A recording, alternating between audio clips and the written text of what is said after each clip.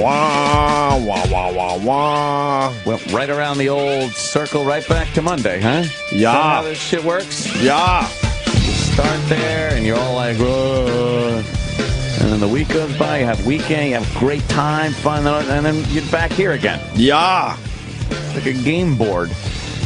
That was a great hockey fight. I just turned Anthony after hockey fighting. Yeah, it was a pretty good one. You're not a big hockey guy. No, but I do enjoy a good brawl. Somebody tweeted overnight. It was a nice little treat when I woke up this morning. A beautiful hockey fight last night. My God. Bench clearing brawl, old school. Everyone pairing up. Yep. And then the goalies went at it, which is the silliest thing ever. I think that could be the silliest thing in sports. Because they're on opposite ends of the ice. They have no beef with each other. They're not in contact with each other. Can't even, like, shit talk each other. They're so far away. Thank you. You can't even read their lips from that far away. No. And they can't give you the finger because they got, like, fucking... The big gloves huge gloves on. And all the padding makes it so they're not very nimble in a fight. So all of a sudden, what? They go, oh, you want... Hey, you want to go? Yeah. What? I said you want to go! Wait. What is that? I can't hear you. I'm going to start heading your way because you can't hear me. Yeah, they slowly lumber out. They lumber out. Lumber. And then next thing you know, the goalies are squaring off. Yeah. And they look like two big, huge sumo wrestlers. They can't really move. Yeah. Half the fight is trying to get an arm free so you get a few punches in.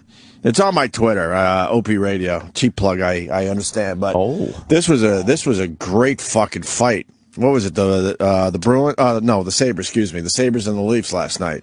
Holy fuck. The linesman is calling for the training staff in a hurry. Wow. Yeah, whatever. That's the longer form, I think. That's a different clip of the fight. But wow. Pretty good. Just a point that the goalies are fighting is just so ridiculous. It looked silly. They're fighting for, their team colors at that point. Yeah. Have some pride. Have some pride in your colors. You took off your uniform. And what's going on with hockey? You got to keep your helmets on this year? That's what I heard. Is that official? Like if you take your helmet off to fight, you're gonna get some kind of a severe penalty. Hockey, don't do it. Don't do it. So they want to take fighting out? Is that the deal? Don't do it. I know what you're thinking. We all know what you're thinking. You're getting a little scared with this new world we live in. It's a bad example for the children. We want it to be a family game, like baseball. God, you go to a hockey game and the kids jump up on their seats. They love it. Yeah. They absolutely love the fight. It's teaching aggression, which we don't need because that leads to school shootings. They should stop this immediately. It's interfering with the game. There's two goalies going at it. The goalies. They're at arm's length, and they're just trying to get one arm to move enough to punch each other. Even the announcers were laughing. Yeah. When the goalies... the goalies are on it. Too funny, man. But hockey, they're thinking. Yeah. We live in this PC world. We can't have fighting anymore. Even though it's worked perfectly for so many years. But now, like everything else in our society, you got to find what could possibly be a problem somehow. And it all comes down to real money. problems. It comes down to money. Sponsorships for a family game. Right. Is a lot more lucrative than to try to pay for gooning it up with these guys. You're not going to get those. I don't think you're going to get Procter and Gamble on board. Well, I mean, they've taken a lot of the fighting out of hockey. Yeah, it's down to now each team used to have guys that they couldn't even skate. Their whole job was to just go out there and fight. And now they got maybe one position on every team for that guy, maybe. Mm-hmm. But and don't think it's for anything else but cash reasons, I think. So, but hockey's scared. So instead of saying no fighting, they're like, well, I guess if they have to keep their helmets on, maybe they'll fight less. Yeah. So then we officially do not take, fighting out of hockey. And then a couple of guys, I guess, got in a fight, and they literally removed each other's helmets. Because that was legal? Because that's legal. They found a way around it. They wanted to fight. I saw that video. It's hilarious. So they took off each other's helmets. Like gentlemen. And started fighting. Like, I'll take your helmet off, you take mine off. You can't take your own helmet off to fight. So they took each other's off. Now, wait, did they give each other the courtesy of actually taking the helmets off? Yeah. Like, there wasn't a punch thrown, like, until they both had their helmets off. It's a great video. It was out a week or two, I guess a week ago. I'd love to see that. They were ready to square off, and like, oh, that's right, I can't take my helmet off. So they kind of gave a look like, I'll take yours off, you take mine off, and now we can fight. Right. And the other thing about the bench... Yeah, here it is. Is this it? It's great. That's funny shit, man. We'll put some of these up on our Facebook page. So they're ready to square off. All right, let me take yours off. That's great. And then they fought. They just proceed to punch each other. Oh, that's funny. And the other thing about hockey fights, really fast, and we'll move on to the Metallica show, which was amazing this past Saturday night. Yes. The bench clearing brawl happens. They all square off. And then something happens between the guy you're fighting, and you go, all right, you cool? Yeah. Yeah, I'm cool. You cool? Yeah, I'm cool. All right, let's just hold each other for a little while. Yeah, then they just hold on to each other, skate those little circles. While the rest of our teammates continue their fights until they're cool. Yeah. They're not cool yet, but are we cool? We're cool, right? Punching each other. What happened? Right. I can't imagine you get into a fight outside of a bar or whatever, and then all of a sudden you decide you're punched out, he's punched out, and you look at each other like, we're cool, right? Grab a beer. Yeah, we're cool. All right. All right. Yeah. Well, have a nice night. You were just, bludgeoning each other. Sure. Well, that just happened. That's why we're bringing it up. So it's, I got it on my Twitter. It's everywhere. Fuck it. You'll find it. And I think we'll put it on our Facebook page. Mm-hmm. Fucking Metallica at the Apollo Theater. The Apollo. Saturday night. Terrible. Loud. Oh, it was so loud. I didn't go for that. It was the loudest thing I've ever heard in my life, and I've been around a while now. It was so fun. I couldn't even tell you what the second loudest thing I've ever heard in my life was. Before the show, everyone was, there was warnings all over the place. Yeah. Like, these guys are not turning down their sound. They're pretty much bringing the shit they would play at an arena with. Yeah, they said they're not going to tame it down just because they're in a smaller venue as far as the volume goes. And somebody said it could get nauseatingly loud, like literally make you nauseous. They expected people to actually get sick because it was so loud. Yeah. And I've never experienced anything as loud as that in my life. Unfucking believable. It was amazing. Yeah. This is how dumb people in Twitter are. We had 6th row seats. Yeah. Amazing seats. How about seats. 5? Oh, yeah. It was 6.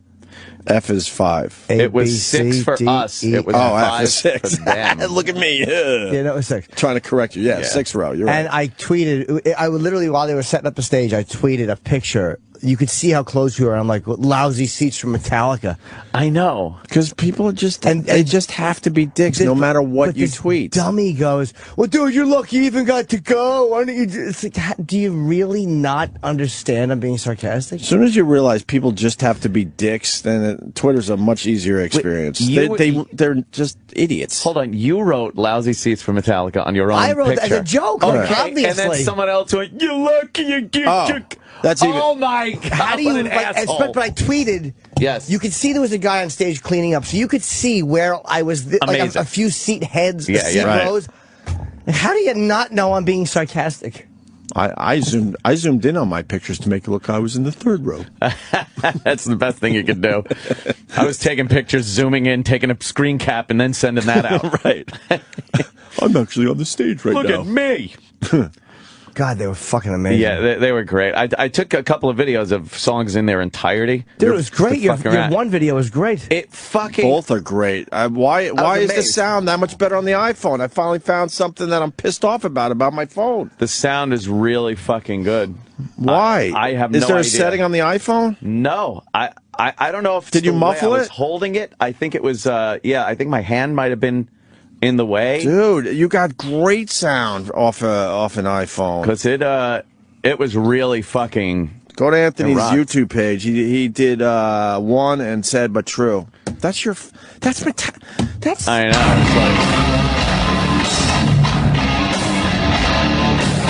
That should be your phone? Yeah.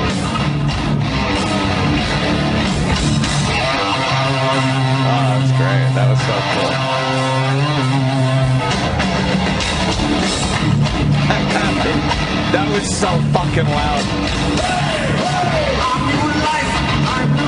It's from your phone, man. How close we were. I know. I like your videos because that's where I was sitting. Yeah. And then when he comes over the other mic, it looks amazing. He's right the fuck there. Yeah, that's the far right mic.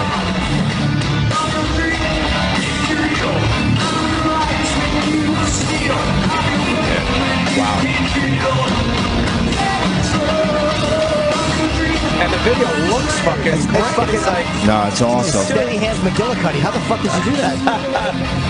You got to commit to it. That's what sucks. Yeah, you do. You got to decide, all right, I'm not going to really enjoy this song. But I really did enjoy it. Wow. It was amazing. Yeah, he comes over to the other mic, and he's like right in... And then I walked up the aisle to get really close to it. Oh. Because I wanted to get like at least one really close shot of him. Because he fucking looks so badass. Yeah. There's Anthony moving toward the stage. It's like, dude, look how close that is. You're fucking 2 feet from James Hetfield. He's singing, but sad but true. You're eye level with his balls. It's so cool, man. And then he backs up so he doesn't ruin his shot. No. Nice. Wow. Years ago, you would have needed a fucking giant camcorder to get anything near What are you that. talking about? They wouldn't even let you do what you just did. Now you just They would get wrestle you to the ground. Technology's fucking amazing. Oh my god. The bands had to finally just give up on all that, They obviously. did, yeah. Except Prince. What do you mean? Oh, Prince is the worst. He has to throw it out immediately to put your phone up. Of his shows. Yes. Jack White too. These guys are fucking. Jack White? What a guy. phones. You want me to cut? You want me to gouge the fucking tat off your arm like fucking They're thinking, Gladiator? why not just enjoy the? Because it's 2013, motherfucker. Well, It's the world we live in. I want to enjoy it again. Yeah. Like later on. That would be okay if it was like 5 or 6 years ago, but it's impossible to stop people from filming your shit now. Yeah. The next app will be a black screen. The next app is going to be something that you can film at concerts with without your fucking screen glowing. Wow. Wow. That's the next app. Yeah. I'm sure people are already doing that. Yeah. Just get some fucking electrical tape. Well, yeah, but then hopefully an app will be easier. You know, no one wants to put tape on their phone. What do you mean Jack White does that? He doesn't like seeing phones up. He likes performing for an audience that's engaged. So what does he do? He tells people to... Does he get pissy about it? No, there's an announcement before the show that nobody can take any pictures or video with their phones, and then people get kicked out. Oh, no. He just lost some points from me. Jack White should be cooler than that. Don't you think? He's not going to stop this shit. He's notorious, though. I mean, he did that Radio City concert where he walked out after 45 minutes. That's right. Oh, so he's a douche. He takes his live shows very seriously. I can put your name. So does Metallica. Yeah, they do. Yeah.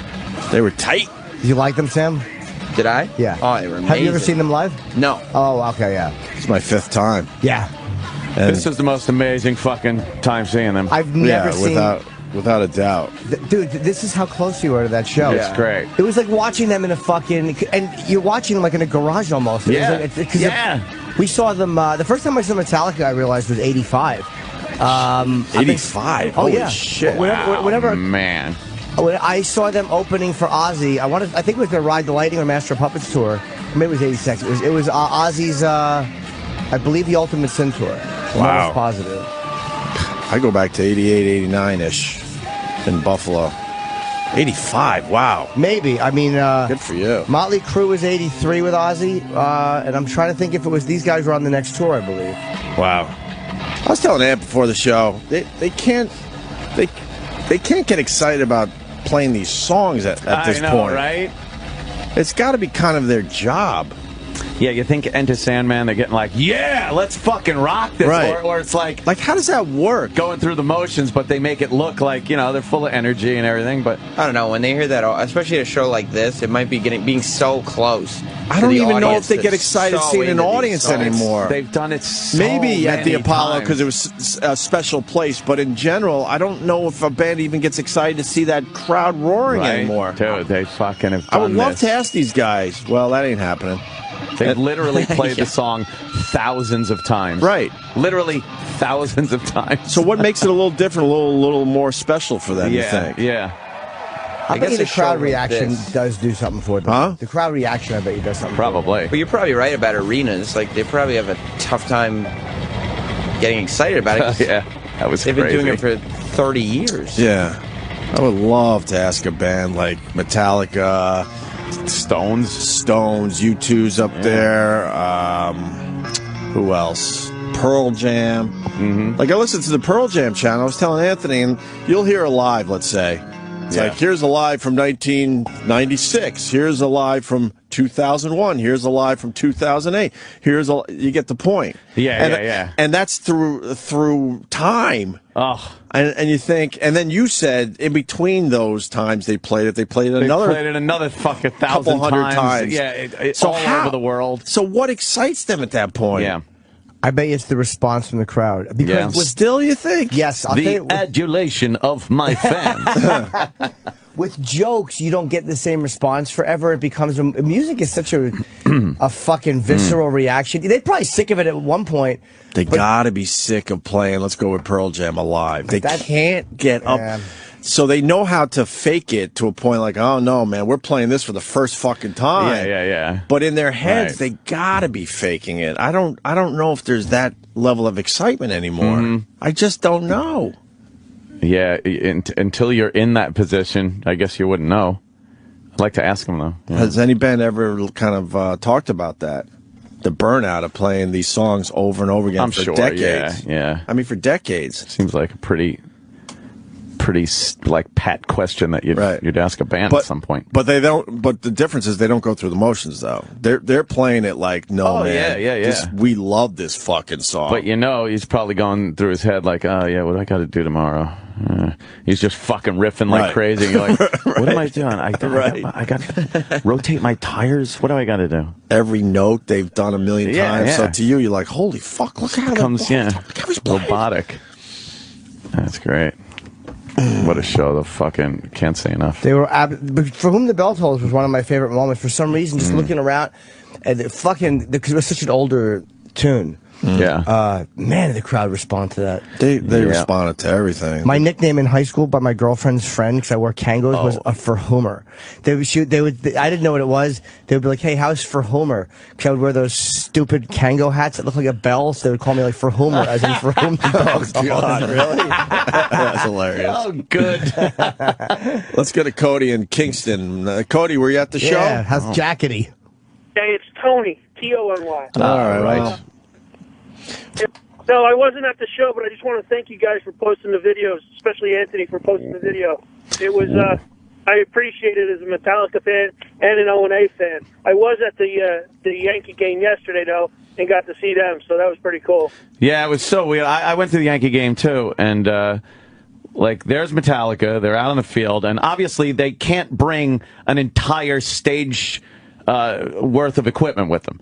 And it's fucking Yankee Stadium. They need to be able to break it down quick and get the game started after because they had a Mariano Rivera kind of a whole big tribute to him because he's retiring. Yeah, and that's his song "Enter Sandman" when they bring him out onto the field, and they didn't have enough equipment for Metallica to be heard at Yankee Stadium because again they had to break it down quick. Right. So it's just kind of like, oh really? Really? What? You can't hear them. So even through the PA, they couldn't pump that shit through the PA in a way that would make it sound cool. They did, but it wasn't like same fucking that same sound. I guess it didn't help that I was fucking 6 feet away from them the night before. I'm like, yeah, this sucks. But no, it was absolutely cool. Yeah, there's very cool to be there's there. your reality. There's all of our realities. Yeah. You're 6 feet away from Metallica. Next day, I'm in a fucking crowd of thousands, fucking trying to squint a view at them across the fucking field. It was very cool though, seeing Rivera, that tribute they did for him before the Yankee game, and poor fucking Andy Pettit. It's his last time fucking pitching. What do you mean? He's not for getting the Yankees. He's not getting the same send off at home. Yeah, and, all right, and like. He gets done, they go out and a huge ovation for him, but nothing like the, hour and a half extravaganza they gave Rivera. Wow. Pettit was a great pitcher, but he wasn't a first ballot Hall of Famer, best anything in history. I know. He gave a curtain call. He was all teared up and shit like that. Maybe Pettit. Pettit. Oh. But maybe he should hang in there for one more year. Let them do the Rivera thing. Hey, come on, fucking. Even if he doesn't really pitch next year, but just like be on the roster so they can give him a proper send-off. That's gotta suck. Yeah. Oh yeah, and you're also leaving. Okay. See ya. Let me say hi to Jeff in New Jersey. Jeff. Hey, how you guys doing? Hey, Jeff. All right, brother. Hey, I saw the Ataris at Rutgers a couple of years ago, and they had this one-hit song, San Dimas High School Football Rules, and they just straight up told the crowd, we fucking hate playing this song anymore, but we know you guys all want to hear it, so I guess we'll play it, sing along, have fun, but this is going to suck for us. Yeah. Well, that's your fucking job. Get out there and play. Yeah, but a band like that, I mean, they don't have as many hits. Radiohead stopped playing. Yeah, those cocksuckers. Creep. They don't play any of that good shit. Karma Police, you won't hear that fucking song either. Which goes to our point. I bet you this happens with all bands, but then you got the cocks out there that have to be dicks about it. Well, you saw Neil Young that time. You fucking sat there and listened to... Oh, my God. You need to hear the story again? Because I'm ready to tell it. I'll tell it again. Hey, Neil, how about one for us? One for us. Oh, shit. Fucking... yeah, you want to hear those hits. Right. Sorry. I was wondering when they were doing the show, that thing, I was thinking they would have to play Enter Sandman, but are they going to rush through it? Or are they going to do some weird like live version? And no, they put a medley. They put everything into it. Yeah. Oh, they pushed it hard, but I mean, besides Enter Sandman, we're talking even some of the ones with, Master of Puppets and For Whom the Bell Tolls. Even those songs have got to be kind of boring for them at this point. Creeping It has Death. to be. They've played them a fucking million times. They also have a nice sized catalog, though. When you have a good catalog, if you can mix it up. a little Which is probably why Springsteen keeps from shooting himself, because he's always doing different set lists. But Springsteen can get away with not playing some songs in lieu of other songs just based on his fan base. Right. And then there are the hardcore Metallica fans that don't even like Metallica anymore, that just want to hear old stuff. But the majority of people that are going to go see Metallica, there's certain songs that they're going to want to hear every time. Right. And those are the ones that they have to play. But then, I mean, everyone could pick a song they wish they played the other night. Yeah. Mine was Wherever I May Roam. But I didn't go home going, oh, what a bummer. They didn't play Wherever I May Roam. They did all good songs. Yeah, I mean, geez. Great, man. What else did they miss? Fade to Black, I would love to have heard. Right. Four Horsemen, I would love to have heard. There you go. Motor Breath off Kill 'Em All is fucking amazing. They did Battery, they did Blackened, they did... I would have loved Don't Tread on Me. Yeah, Don't Tread on Me would have been great. I would love to have heard fucking Fuel, even though that's not one of their, Oh, that would have been cool to hear, though. I would love to have heard off of Death Magnetic. You'd still be there, Jimmy. Jesus No, I Christ. know, I'm All just right, saying, we like- get it. There's a song I They can't played think for of. over 2 hours. I can't think of a song off Death Magnetic I want to hear. Fuck. Yeah, they after Enter Sandman, they left the stage and then come back for Creeping Death, which I stayed for that encore, and then I'm like, let's fucking roll, because I don't want to be out there on fucking 125th Street just waiting for fucking non-existent cab, because the 1,000 people, more than that, are coming out. So I fucking hightailed it, walked out. It was like a movie. I walk out, taxi, hopped in, boom, I'm out of there. Yeah, because no one left yet. Yeah. My date fucking made me stay. Your date? Yeah, my date. Who was that? Sam Roberts. Ah, Sam Roberts, Opie's date. Yeah. Both times. You're such a prick. What, because I wanted to experience the show? You didn't have a ticket. I gave you the fucking golden ticket. Oh, yeah. And then you made me feel guilty that I couldn't fucking leave early. I should have yanked your sorry ass out of there. Well, since it's Manhattan, you guys could have left separately. Well, his chick was at my apartment, so then I'm feeling like, well, that sucks. What, I'm going to go home and go, I don't know, he'll be here eventually. Yes, I'd have done that. Sure. Fucking ditch him. I wouldn't have been mad. You guys are both Fuck! From the guy that ditched E-Rock at fucking Giant Stadium. Oops. He's like, Oops. What show was Flat that? out ditched him. I forgot what show that was. What? Rolling Stone. Oh, that's right. Stone. and that was a Giant Stadium where there is no... Oops. Like, when you're in Manhattan, it's so easy to get to any in place the else in fucking- Manhattan. That really happened, E-Rock? You think about what you did. It was for the show. Oh, my God. It made for a good bit. on Monday. So I missed Battery and Seek and Destroy. Seek and Destroy was really good. I don't doubt it. But we could have been it. out of there. But I had just seen a great fucking Metallica show. A lot of the fucking songs I love and shit like that. Yes, I would have liked to seen Seek and Destroy. It was so good. There's equity in also not having to deal with that fucking crowd, not getting a transportation. That to me is an equal. Yes, especially to me. Yeah, it's like that's fine. And to me. Yeah, but not your date. Not me. Well, then you guys should have fucking hung out together.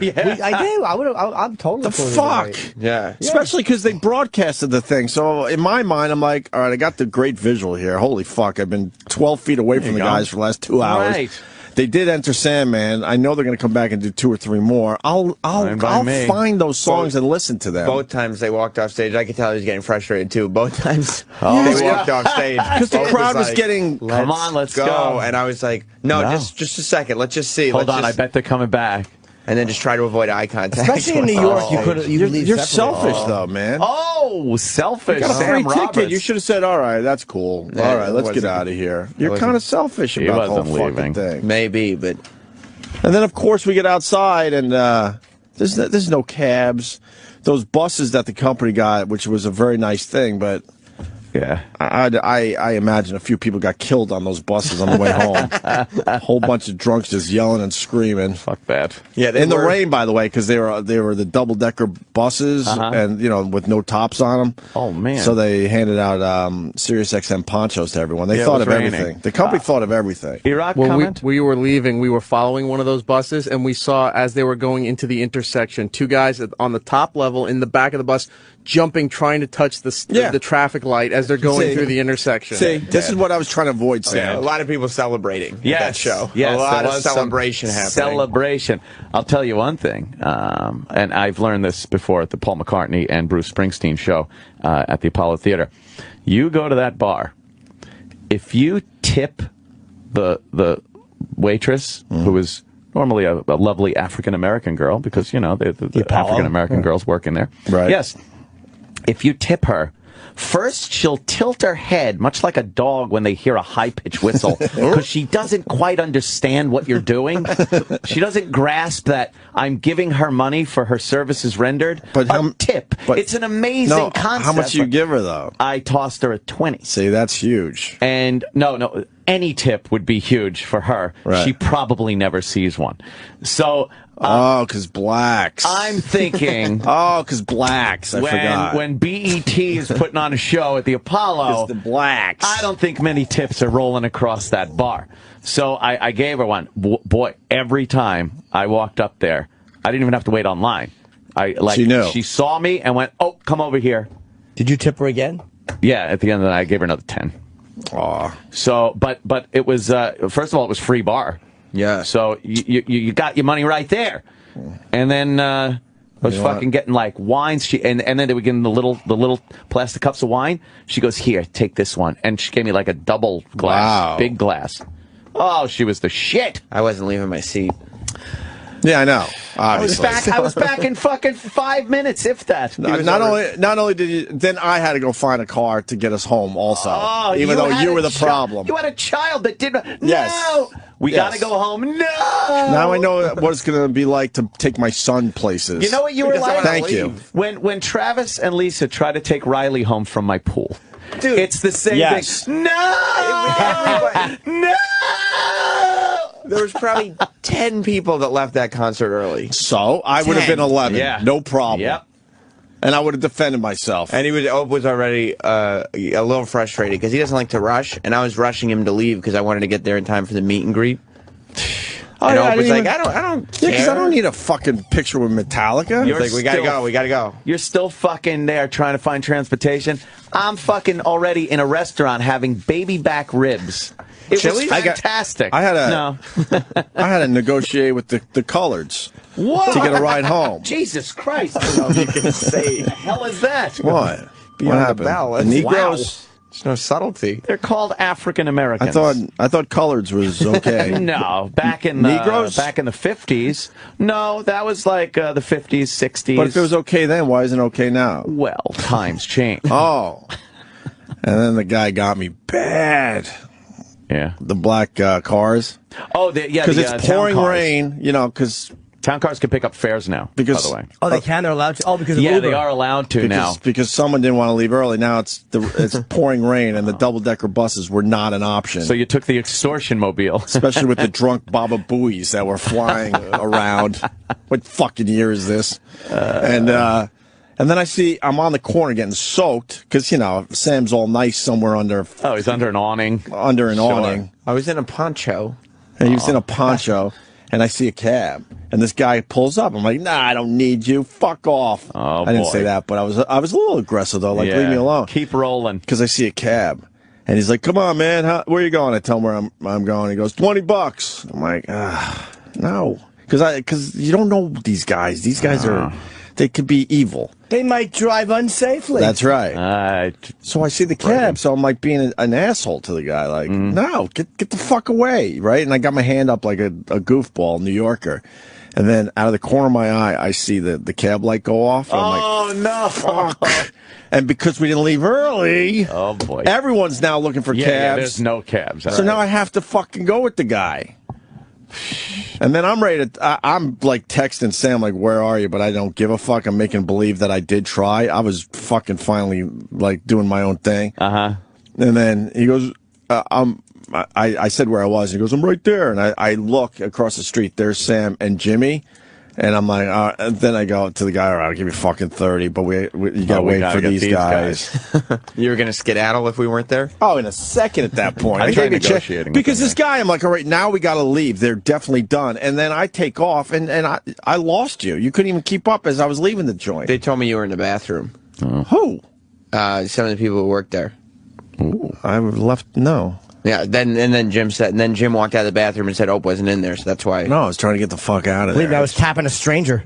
I still beat thousands of people out of there. Yeah. The town car drivers. Like last night, I went to take one, or it might have been Saturday night. And I get it, and he goes $20, and I say 15. How's 15? And he goes, no, 20. I was like, 17. That's it. 17. It's just negotiating back and forth. He goes, no, 20, but you don't have to tip me. I'm like, all right, whatever. I would have given him 20 and probably like another fucking. And you know what that's about? $3-4. Just negotiating. It's just for the fuck of it. Because even in the end, I knew I was going to, like, fucking take care of the guy. It's just that little play back and forth. See what I like feeling like I'm in a Bangladesh marketplace. Let me go to Steve. You might have an answer to that question earlier about these bands that have been playing the same songs for decades. We hated playing Pendulum or whatever. And I want to make it perfectly clear. Metallica, you can't tell that they might be sick of playing those songs. I don't know. You know, they give it their all every single night with these songs, but we're thinking that somewhere in their heads they're like, oh my god, this again. They're one of the best live bands ever. Amazing. James Hetfield he's an amazing front man. Steve, what do you got, buddy? Guys, I don't know if you ever saw it on Showtime. They have a history of the Eagles. It's a really great documentary. It's like 3 hours long, but towards the end, when they go into the reunion tour stuff, Glenn Frey and Don Henley talk all about that, about how they were just sick and tired of playing all their hits. And you obviously know all the great songs they had. Right. Don Henley made a great point. He said, you never know. At any one of these shows could be somebody who's been waiting years to see you play, and that's their first time. Right. And that was the one thing that kept them going. That's their motivation? That makes sense. Definitely. Yeah, that's right. It makes sense. All right. All right, guys. Thanks. Thank you. Welcome. Jim, do you think I made the right move staying? Trying to get Opie to stay? You made the right move, proving to me how selfish you continue to be. Yes. I always selfish. It's certainly selfish. If I like the band, I was your ride, stay. technically. No, the cabbie was my ride, but you don't leave a movie 10 minutes before it ends. Yeah, it's a once in a lifetime opportunity. You're never going to see a show like that. What's like waiting for a cab for a few minutes? I don't like it either. A few minutes. Whatever it is, it's pouring rain. It's a once in a lifetime experience. Yeah. Is it that, or I got my once in a lifetime experience. If they play for 2 hours and I miss the last 15 minutes, who gives a fuck? Would you leave a movie early? Yep. Would you leave a 3D movie early? Yep. Well, I would not. I would not But either. it's not like a story that Plus- I need to see the end of. You don't know what they're closing with. Well, And it wasn't like it's like a 30,000 seat venue. Yeah, it's the Apollo. 1,200 people. but it's all relative. It's not set up for 30,000 seat leaving. Like, it's the same thing. If you go to a stadium, they have a lot of roads, a lot of transportation, so it's all relative. Out there, you pop out on 125th Street, there's fucking thousands of people, and you got no transportation. I would have been okay if it took an hour to get out of there. I wouldn't. I go crazy. I've always left early, man. WrestleMania, left early. I did too that night. Me and Jimmy were pulling out of Giant Stadium. There wasn't a car to be had with their engine on. And we were laughing our asses off. I'm not even joking. We were the only car leaving with a full packed stadium behind us. It's not still real to you, I guess. Well, yeah, we're not huge wrestling fans. Because at that point, you stay to the end. Now you're putting 2 hours onto your night. But it's the same thing, Especially though, Giant Stadium. That's a nightmare to get out of there. I've left sporting events early, and all those assholes that go, pussy. Yeah. They used to do that at Jets games. Anyone leaves early, they would just go, pussy. I go, yep, that's me, all right. But it's a Saturday night. This was a Saturday night at the Apollo. But when you know the event, like you've got enough of the event in, or you know the outcome of the game, I'm out. I mean, you're a huge Pearl Jam fan.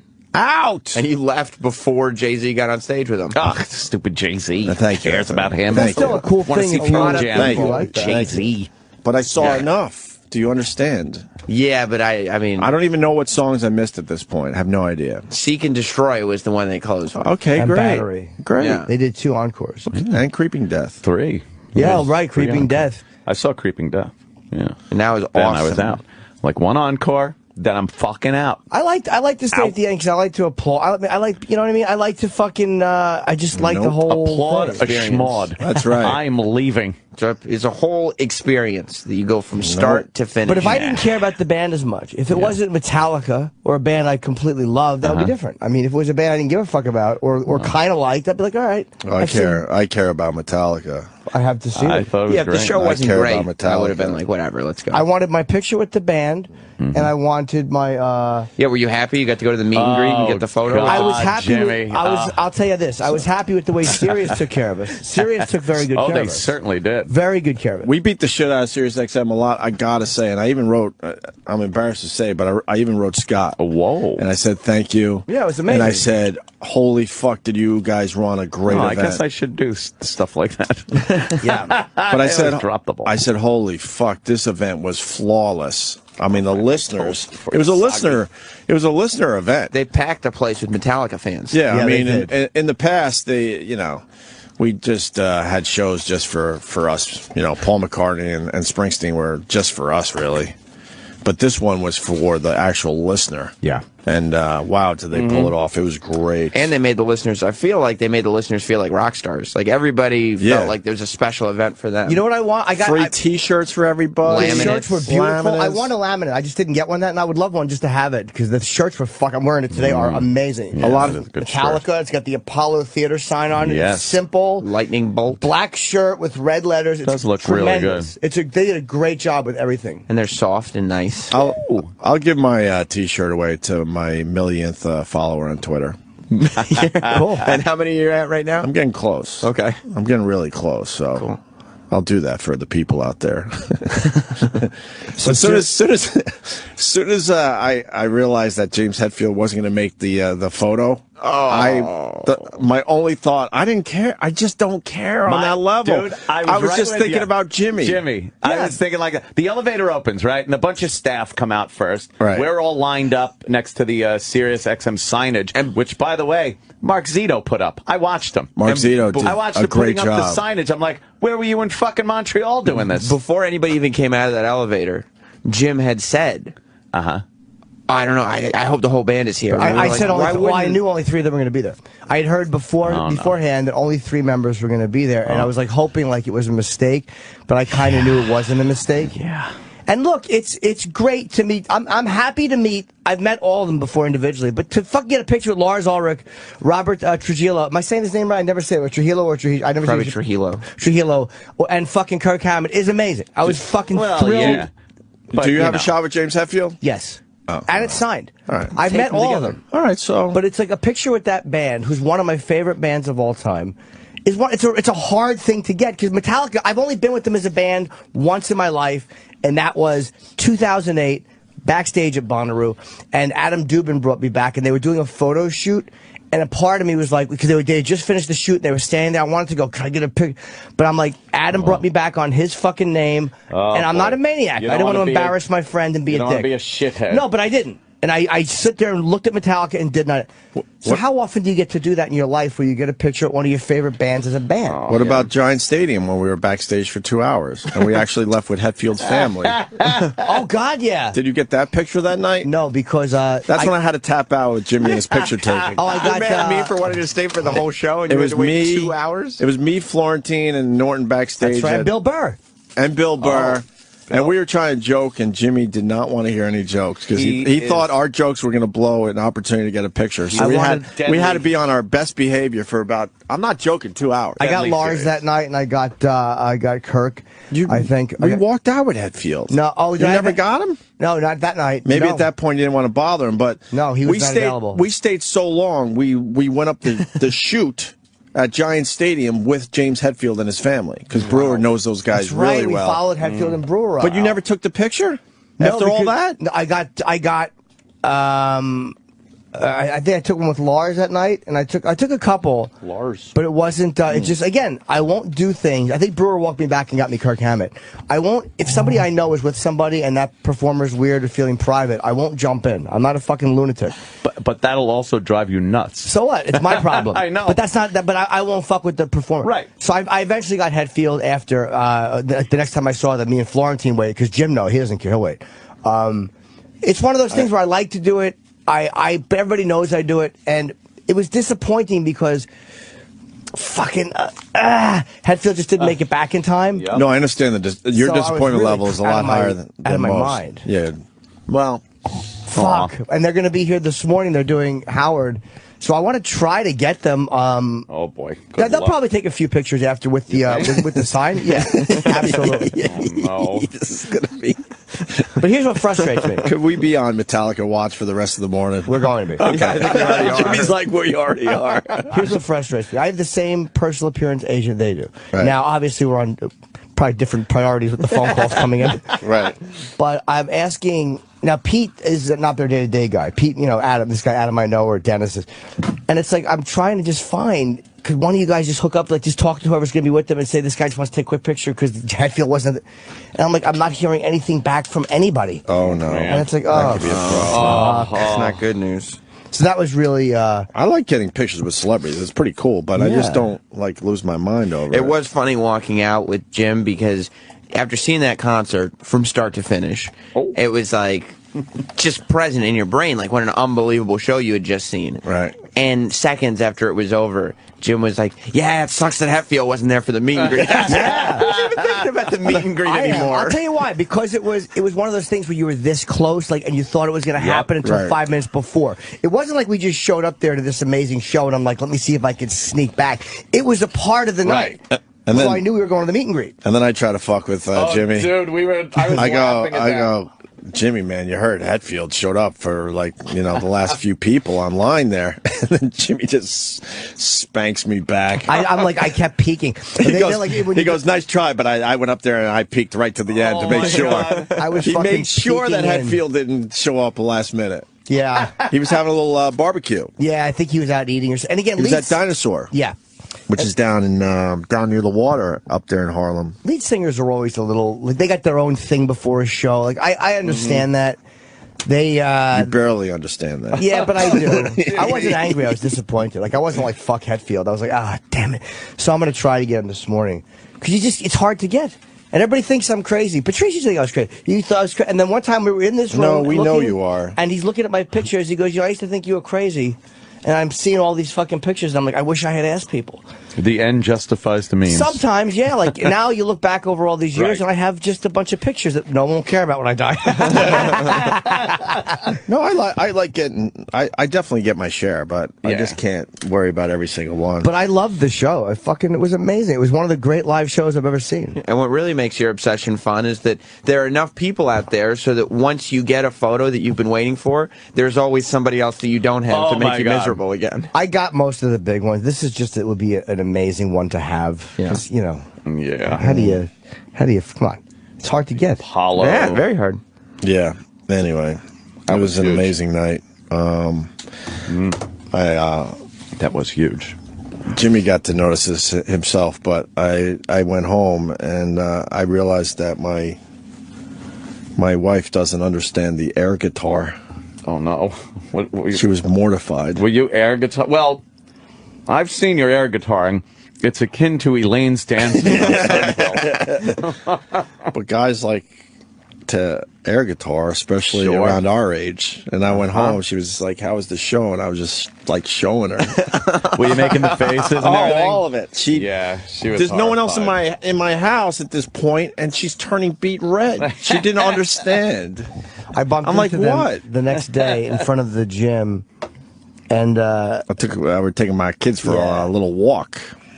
And she pointed out, I forget how it came up, but she pointed out how awful your air guitar, like how uncomfortable, and then he did it. Oh. And it was like we're just doing the fucking. But then, I jumped in and played with him, and I did a little drumming. You see how red she got? She was fucking humiliated. She was horrified. I thought about that. I could have literally stood there and done every song in real time. She would have walked away. So happy. She was so uncomfortable. She would have walked away. I have not enjoyed anything that much in probably a year. Yeah. Oh, is that great? Because her reaction, it's She not just screamed. she's like, "Oh my God, please stop." She couldn't take it. At one point, she went, "Ah!"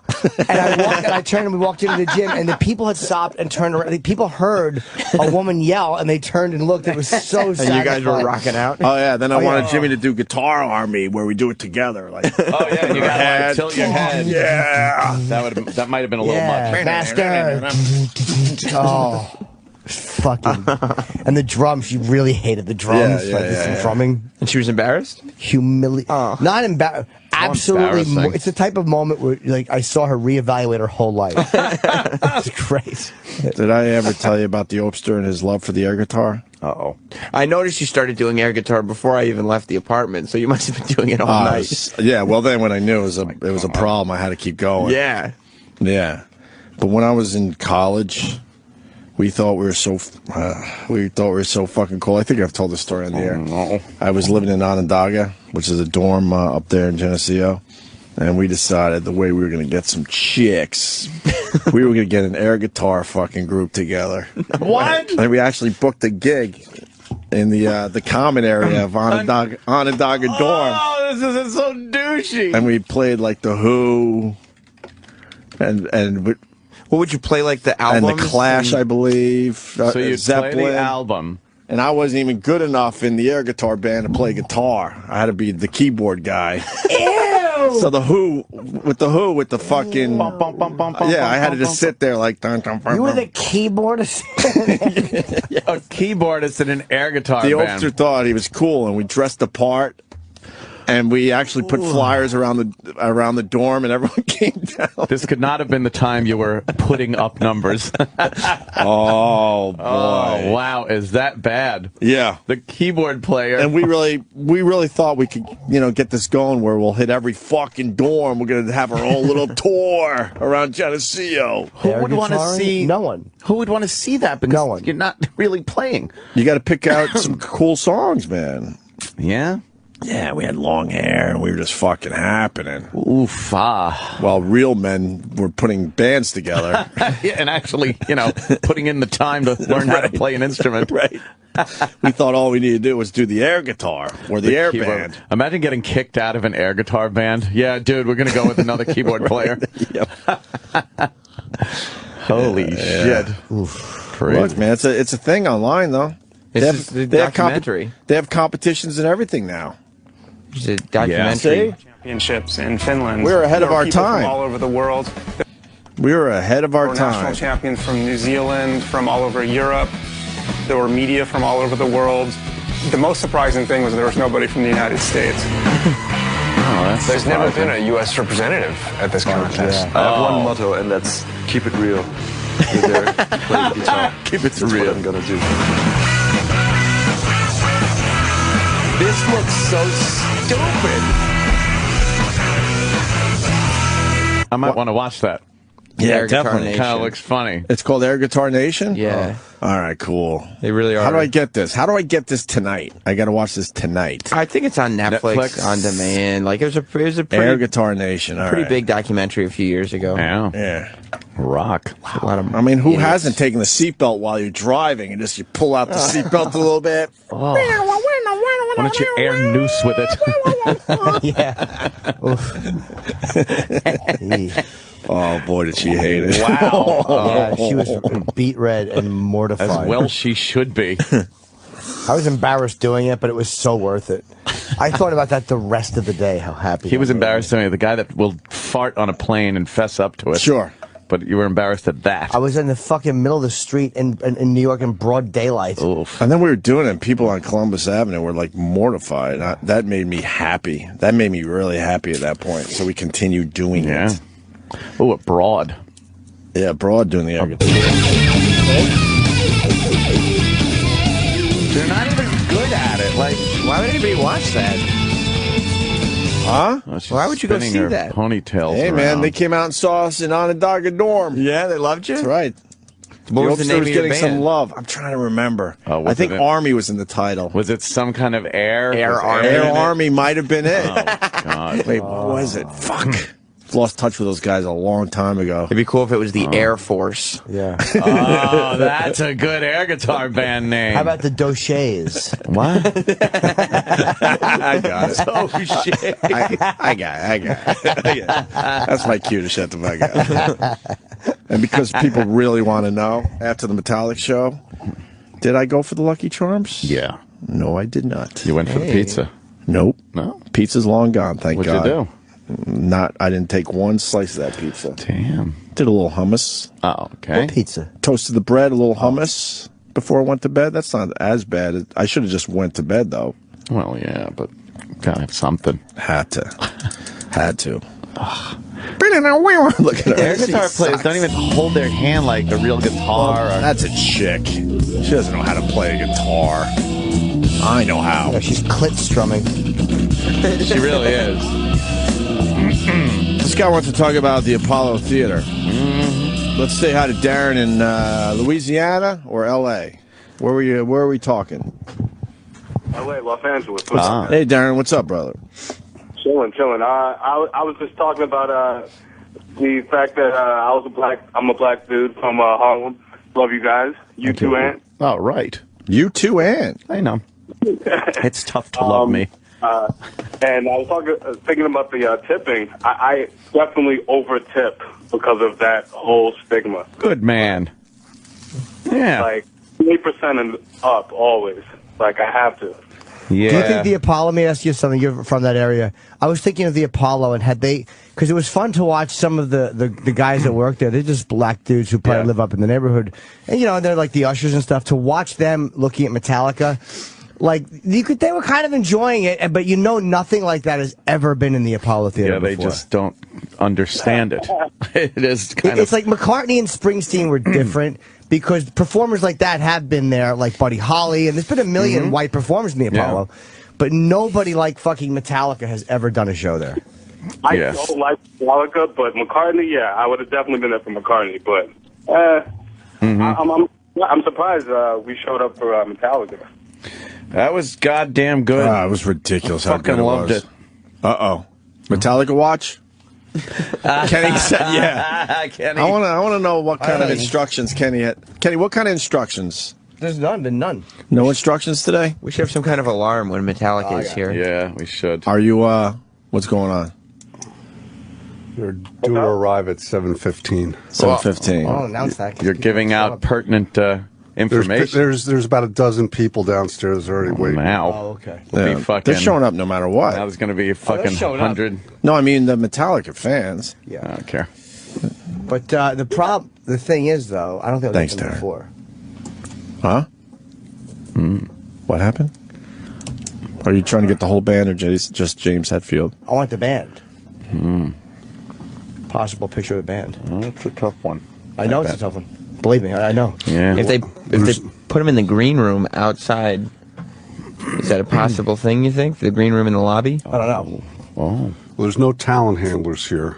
Oh, that's good. No, it's not. And I've already been spoken No to talent once here. that not to bother Howard's guests. Oh, boy. Who were you spoken to about? Yeah, who told you that? The guy who never picked up his trophy. He's not in the equation anymore. Yeah, luckily. He's out of the loop. Yeah, that's a whole new regime now. That's it. He's out of the loop. We start over now. Yeah, start from scratch. We start from scratch again. Nice. Nordic Thunder! Oh. This guy must be a big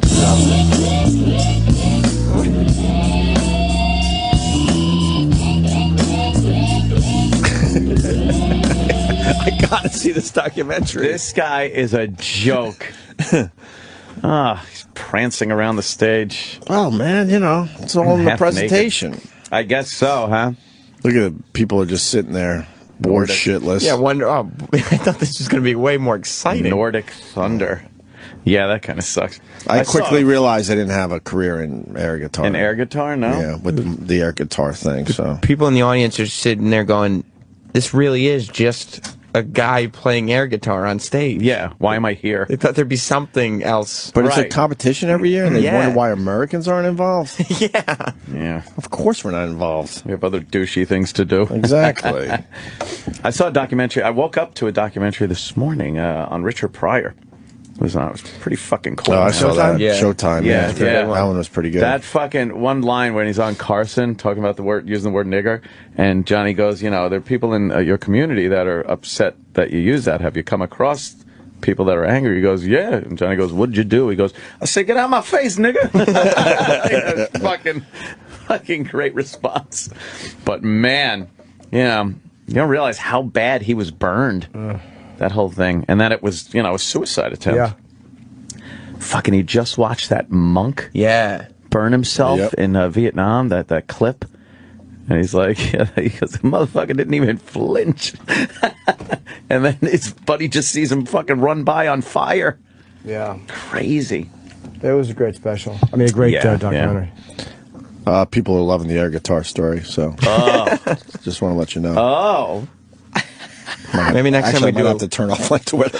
Oh boy, killing me. Next time we do a live gig, you should do some. Oh man, right? I might have to break it out. Yeah. But remember, I was the keyboard guy. Get the air band back together again. Air Force. You think you could Air change Force over to guitar? Air Army. What was it? Something. Now, what happened that you didn't play guitar in this? Did you try and they told you? Because it wasn't my thing. They recruited me. Oh no. To be the keyboardist. I was recruited. Did you try? It wasn't even my guitar? idea. No, those two guys came up with the concept, and they needed to fill in the band. They needed a drummer and a keyboard guy. How else do you play Bob O'Reilly? Well, that's true, but you can play anything. You could be a band that has 3 guitars. So would there be a guy lip syncing the vocals too? Yeah. Nice.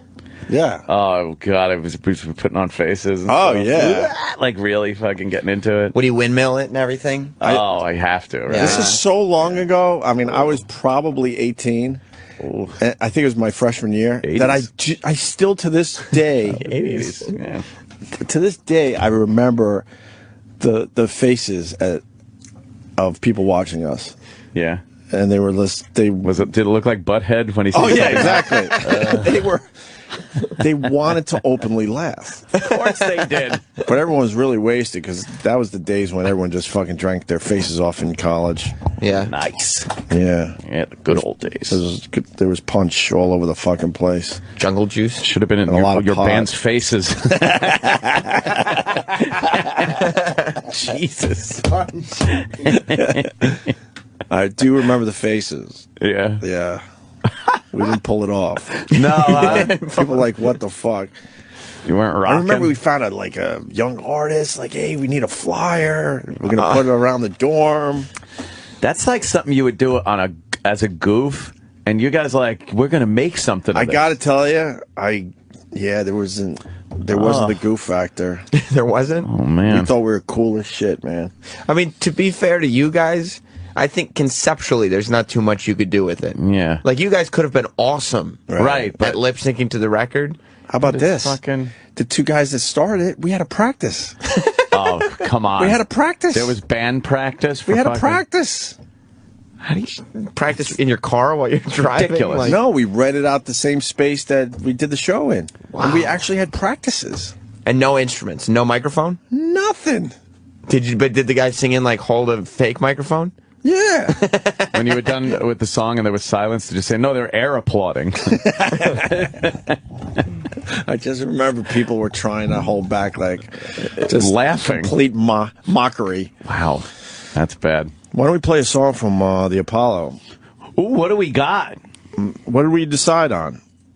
It's up to you guys. For Whom the Bell Tolls is the one that I kind of... For Whom the Bell Tolls is Well, great. Jimmy, let's do that. We could also, maybe later in the show, play Seek and Destroy since Anthony missed it. Ah, see? Now I get to hear. Or maybe we can play Anthony, Sad But True when I tell you what winds up happening today. oh, Jimmy. Is that all you're thinking about right now? I haven't heard a word anybody has said in 10 minutes. Literally, if all of you guys said, Jim, for the last 10 minutes we were singing the ABC song, I would believe you. Oh, Jimmy. He's not even lying. Aww. No, I'm not at all. But right. I know it's not going to happen beforehand because, again, they're going in to do an interview, and I'm not going to grab them before they go in. Did you bring your camera? I do have that handy. Hopefully after. Do you have a backup camera in case that camera hits the... Well, E-Rock has a better camera than mine. Yeah. And I'm wondering if they're going to have a photographer here. They might. I'm sure they're going to take a couple group pictures today. I doubt it. Wouldn't it be great if, like, somebody actually had the juice and they were cool and everything, and all of a sudden they just came walking in and was like, hey, come on, we hear you want a picture, and like kind of did a goofy thing like that. Yeah, or if they just didn't do that. If they just said, okay. Right. All right. That's all I need. Want, all right. That's all I need. And it's so frustrating. I'm sure they take turns, like, not showing up for the picture taking and the meet and greets. Oh, God. And right. unfortunately, the other night, because to them it's probably just another fucking performance, basically, as far as the behind-the-scenes stuff goes. And then it was James Hetfield's turn to not have to be there. But I would have felt the same way if it was Lars or Robert or Kirk. I want the band together. I talked to somebody who talked to Hetfield at the barbecue place he was at. Hey, girls. And then the mashup. Here come the lovely young ladies of the morning mashup. Are they throwing the ball around today? Yeah, I don't know. What I'm talking about. A lot of Emmy talk, I bet. Are the girls throwing the ball around as far as the Emmys go? A lot of Emmy talk. But Hetfield said that he had to get back for the meet and greet. Yeah. So I'm assuming he just got back late. He wasn't specifically going, well, I'm not showing up to that. Yeah. When I saw the elevator open, though, and saw the staff get out and everything, and then I saw the other guys from Metallica, they all come out, and then there was just like, wait, I don't see James. All I was thinking, it's same as Opie. I'm just like, oh, Jimmy. Well, because then we know Jimmy. we're going to have to hear about it. Right. Because I didn't give a shit. I was just like... It was still kind of cool. Yeah, it was... who cares? Yeah, I didn't care. All right. Yeah. Well, the Emmys good. I got lazy last night. I probably should have watched those. They were fairly boring. Do we have a couple highlights after the break, maybe? Yeah. All right. Yeah, I'll be watching it for the first time. I just didn't watch. I saw a little bit of the... I guess it was the open with the hosts. But you all coming out, Conan and Fallon and they just filled up Kimmel. the stage with. Oh, yeah. It was clever, though. It was different. Yeah, Kevin Spacey was good in the opening. Yeah. I saw that clip on the news, yeah. I was actually watching Breaking Bad, so I wasn't going to watch them. I was watching New Jersey Housewives. Yeah, you don't watch most of the shows that are nominated, so... No, New Jersey, New Jersey Housewives wasn't nominated for an award? Had to see if that Gorga broad could pull off the song, No, I don't. Yeah, she was at the Hit Factory and everything down there in Orlando. Oh, wow. Yeah, she had to perform the song live on a radio show. Oh. No wonder you didn't watch the Emmys. Melissa Gorga. What? No wonder you didn't watch the Emmys or the Breaking Bad No, I gotta watch my Housewives. episode before the finale. Gotta watch my Housewives. Is it bad to admit that I watched the Housewives? No, it's something you could throw around with the girls when they come back from getting coffee. True. No, it makes me cool. Yeah? Yeah. Slow down. It makes me cool. See, I don't give a shit. Do you play air guitar while you're watching The Housewives? No. No more air guitar, obviously. Oh, he's doing it. Oh, God. Gotta make the face. This is where, as an audience, you should be happy we don't have a visual element. He did it at the show a couple times. He would hit me on the arm. He'd go, "Hey," and he pointed to stage. He started air guitar. It's like, no, I'd rather watch the guys. Yeah, I'm here too. Really playing up on stage. You're pulling me away from that. It was either slap me on the shoulder, and it was either to show me air guitar or to say, "All right, buddy, let's get out of here." Yeah, let's go. Yeah, but I could easily left an hour and a half in, no problem. I stayed pretty much. Well, I did stay to the end. You did stay to the end, and I very much thank you for that. But next time I'll take a subway. That's just home. because your chick was at my house. Out. Is the only reason, or I would have left by myself. All right, I was going to say, and I said thank you. You could have just accepted it, but you still have to have to go there. And by the way, my YouTube channel is OPANTXM.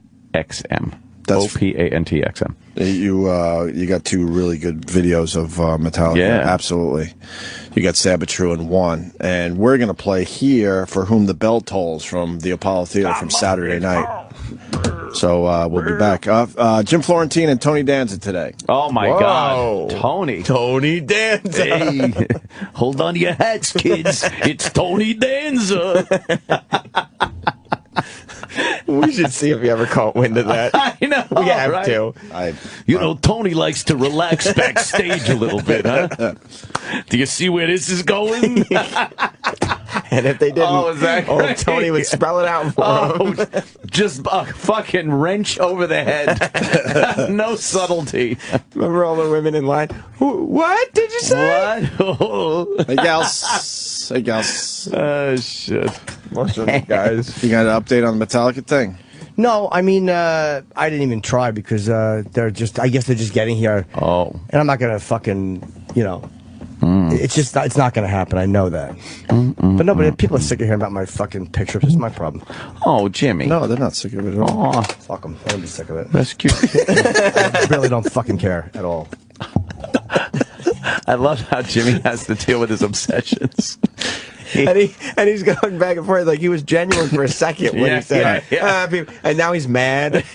No, I'm not mad. Why are you mad? You're definitely mad. I'm irritated. At your management? Agent. Not because they couldn't do anything, but because I didn't hear from them yesterday. I don't know.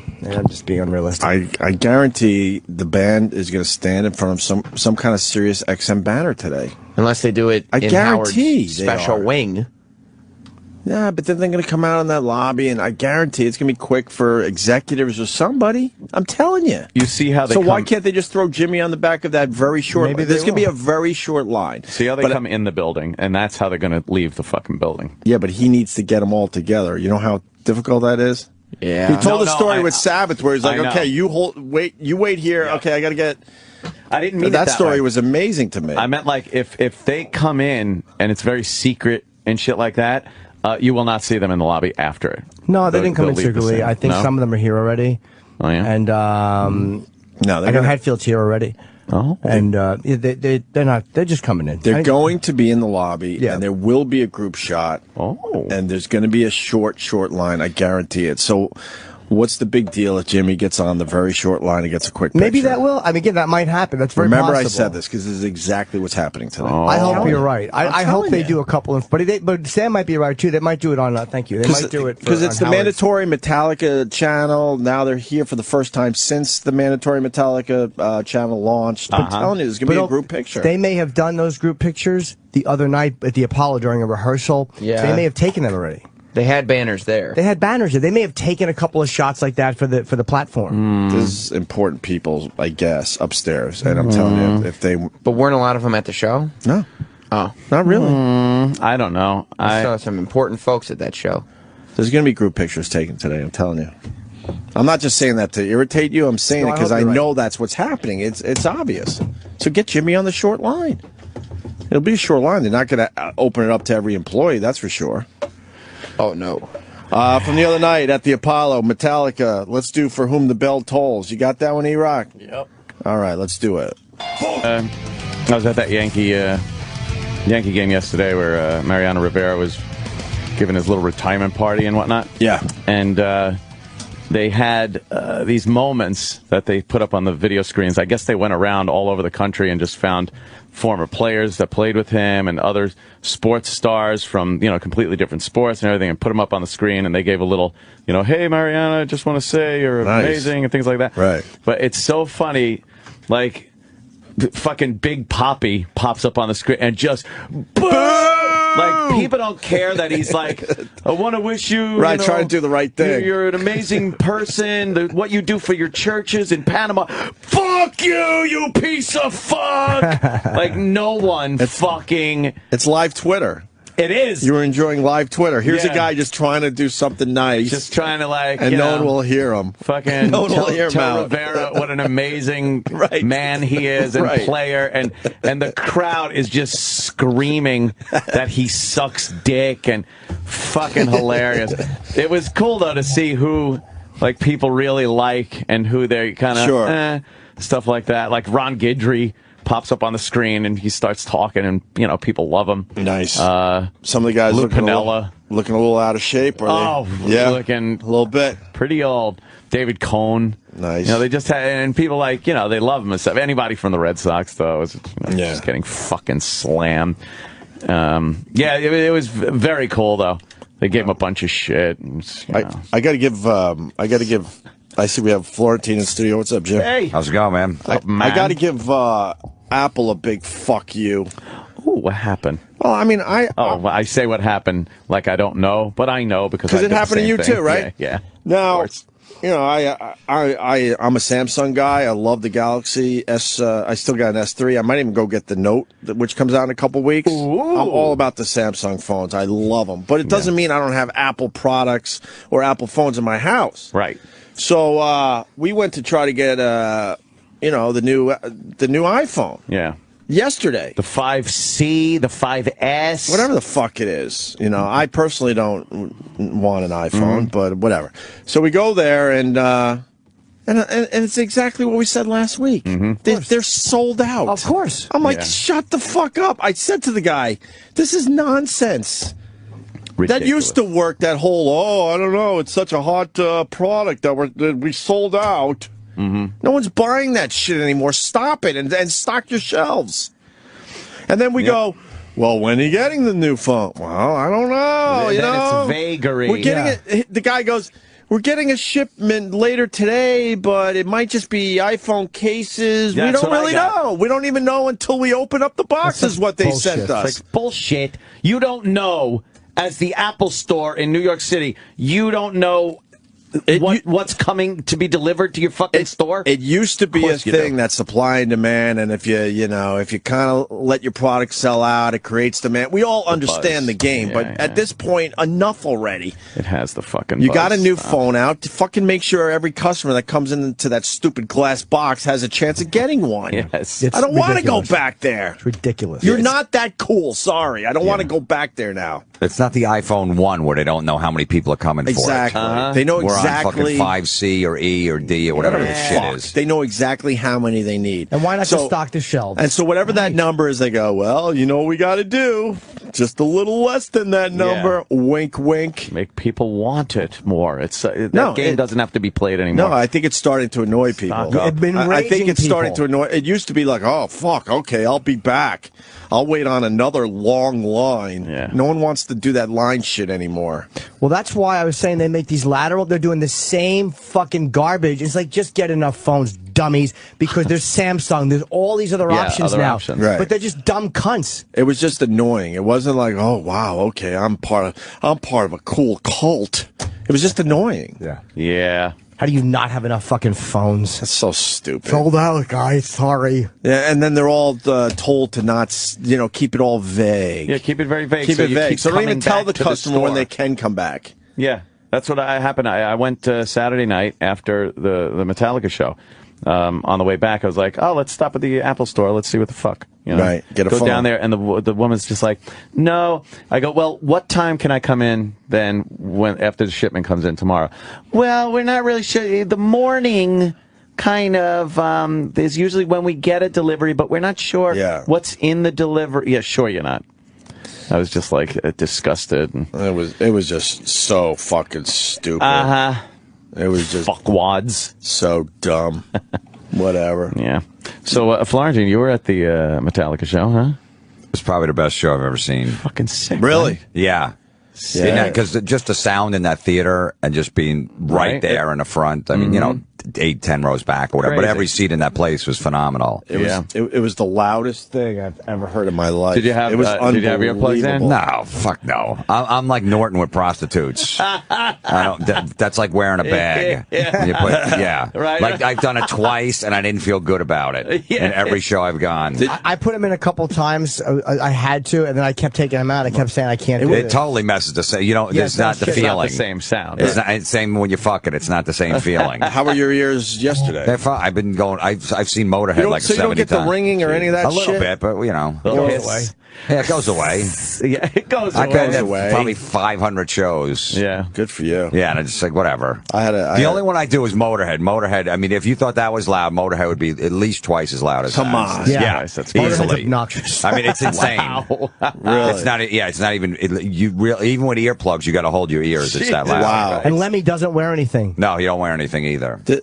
I would like to ask the band Metallica if they wear. I saw them. They all do. They all do, right? All bands do. You could see they had the ones. It's like a little. So what does it sound like in their ears? Well, Is they it got the in-ear monitor in the one ear. Right. But how turned down that is that? It's not that loud on stage for a band because they just have a little coming out of the amps and they can hear each other. The PA's out that way, so it's really not. Years super ago, cranked. bands, their stage line was blasting years ago. Because that's where the fucking guitar sounds and everything came from, and all those motherfuckers went deaf. Now, they mic those up, send it through the PA, so they don't really need a loud stage volume anymore like they used to. And since they're behind the actual system that the house is hearing, they're not getting the damage to the hearing that they used to get. But you listen to, you talk to fucking, any of the guys in Zeppelin or something like that, they're just fucking shot. Their ears are gone. The back of my head was vibrating inside. It was so loud. Oh, man. I can't really explain it.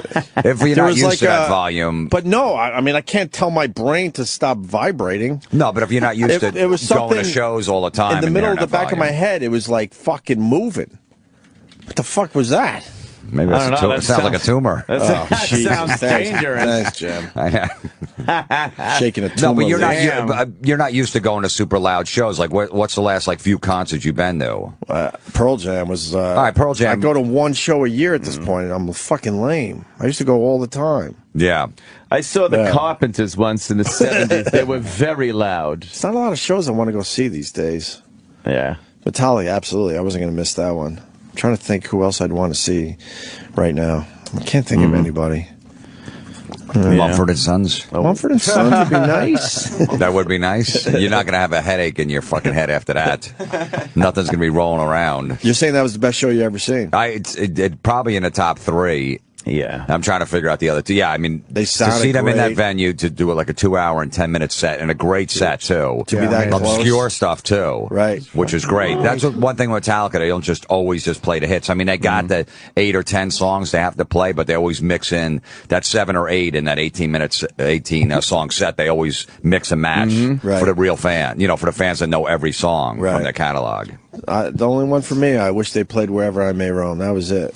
Yeah, but I don't know why I didn't do that one. Well, because they did Sad But True. It's sort of, those 2 songs were sort of the secondary hits on the album, so I don't know. Yeah. Okay. No, so they just probably got to pick and choose. I mean, if they did the show the next night, they would have done that, but then not done fucking For Whom the Bell Tolls. They probably something, right. Yeah, I mean, they did that 9-minute instrumental, Orion, which is basically Cliff Burton's song. So that's what they throw that in there for the fans. Right. Which a lot of people, that's, classic of a Master of Puppets, but they could have easily done Wherever I May Roam. Yeah. But that's one thing with Metallica. They don't always just do the hits all the time. They'll do Enter Sandman. They'll throw that in. But you walk away going, I wonder why they didn't play that one. Like, good. For me. Oh, no, I didn't wonder. I want to hear. I got it. It was cool. I want to hear the whole Saint Anger album, which everyone hates. I want to hear that from beginning to end. You like that one for real? Yes. Very underrated. Lulu I can do without, but. What are some of the songs off that? I don't even know right now. The song Saint Anger, Frantic. Right. There's some good stuff on there. Okay. People never gave it a chance. Well, maybe they go back and rediscover it. They won't. No. Metallica fans are very weird and picky. They only like the first 4 albums. Dude, right? What the douches some of those I know. guys are. They cut their hair. As soon as they cut their hair they cut their hair. Oh, so what does that mean? They're in their fucking 30s. Sorry that you haven't cut it yet. What does that mean? Yeah, seriously. Is that so? Now all of a sudden they're not going to be. Ever since they cut their hair, they've been terrible. Because every fucking long hair Metallica guy lived in their fucking mom's basement or whatever. Still lived at home and got pissed. Like, why the fuck did now I got to cut my hair because they did it? Right. That's a fucking funny shit right there. Mick Jagger is a great grandfather now. He's a great grandfather. That just hit the news. Yeah. Wait, a great grandfather. Holy shit. Wait a minute. So that has He's 70. His grandkid has a kid. Wait, so oh my god. Wow. His grandkid has a kid. That's crazy shit, man. That's wild. Fuck. Fucking. They came back to Metallica. Sorry. I got a tweet from somebody because I retweeted Anthony's video, the one they played one. Yeah. And someone's like, dude, that's what we need to hear. Another version of whatever song I tweeted. Fucking either One or Sabatro or One. Yeah. I think it was One. The Metallica died in 1989. It's like, Did they? Dumb dude. Did Any they Metallica really? fan, if you think the Black Album stinks, you're a dumb cunt. It's a fucking It's masterpiece. an amazing album. It's a masterpiece. Metallica fans got jealous because the Black Album was the first album to get played on the radio. Yes. Yeah. Metallica never got played on the radio. One was their first video they ever did, and it got a little play on MTV, but radio was still afraid to play that song because that's too heavy. It was scary when they used to come on MTV. It's like, oh, fuck, these guys are frightening. I was in Buffalo radio. We played it. You did? There was a handful of those rock stations that were brave enough to play early Metallica. Right, yeah, I know. But then Black came out, and then they went back and started playing all the old Metallica stuff. Right. Then all of a sudden, Master of Puppets was getting played on the radio, and Ride the Lightning. But that's why Metallica fans should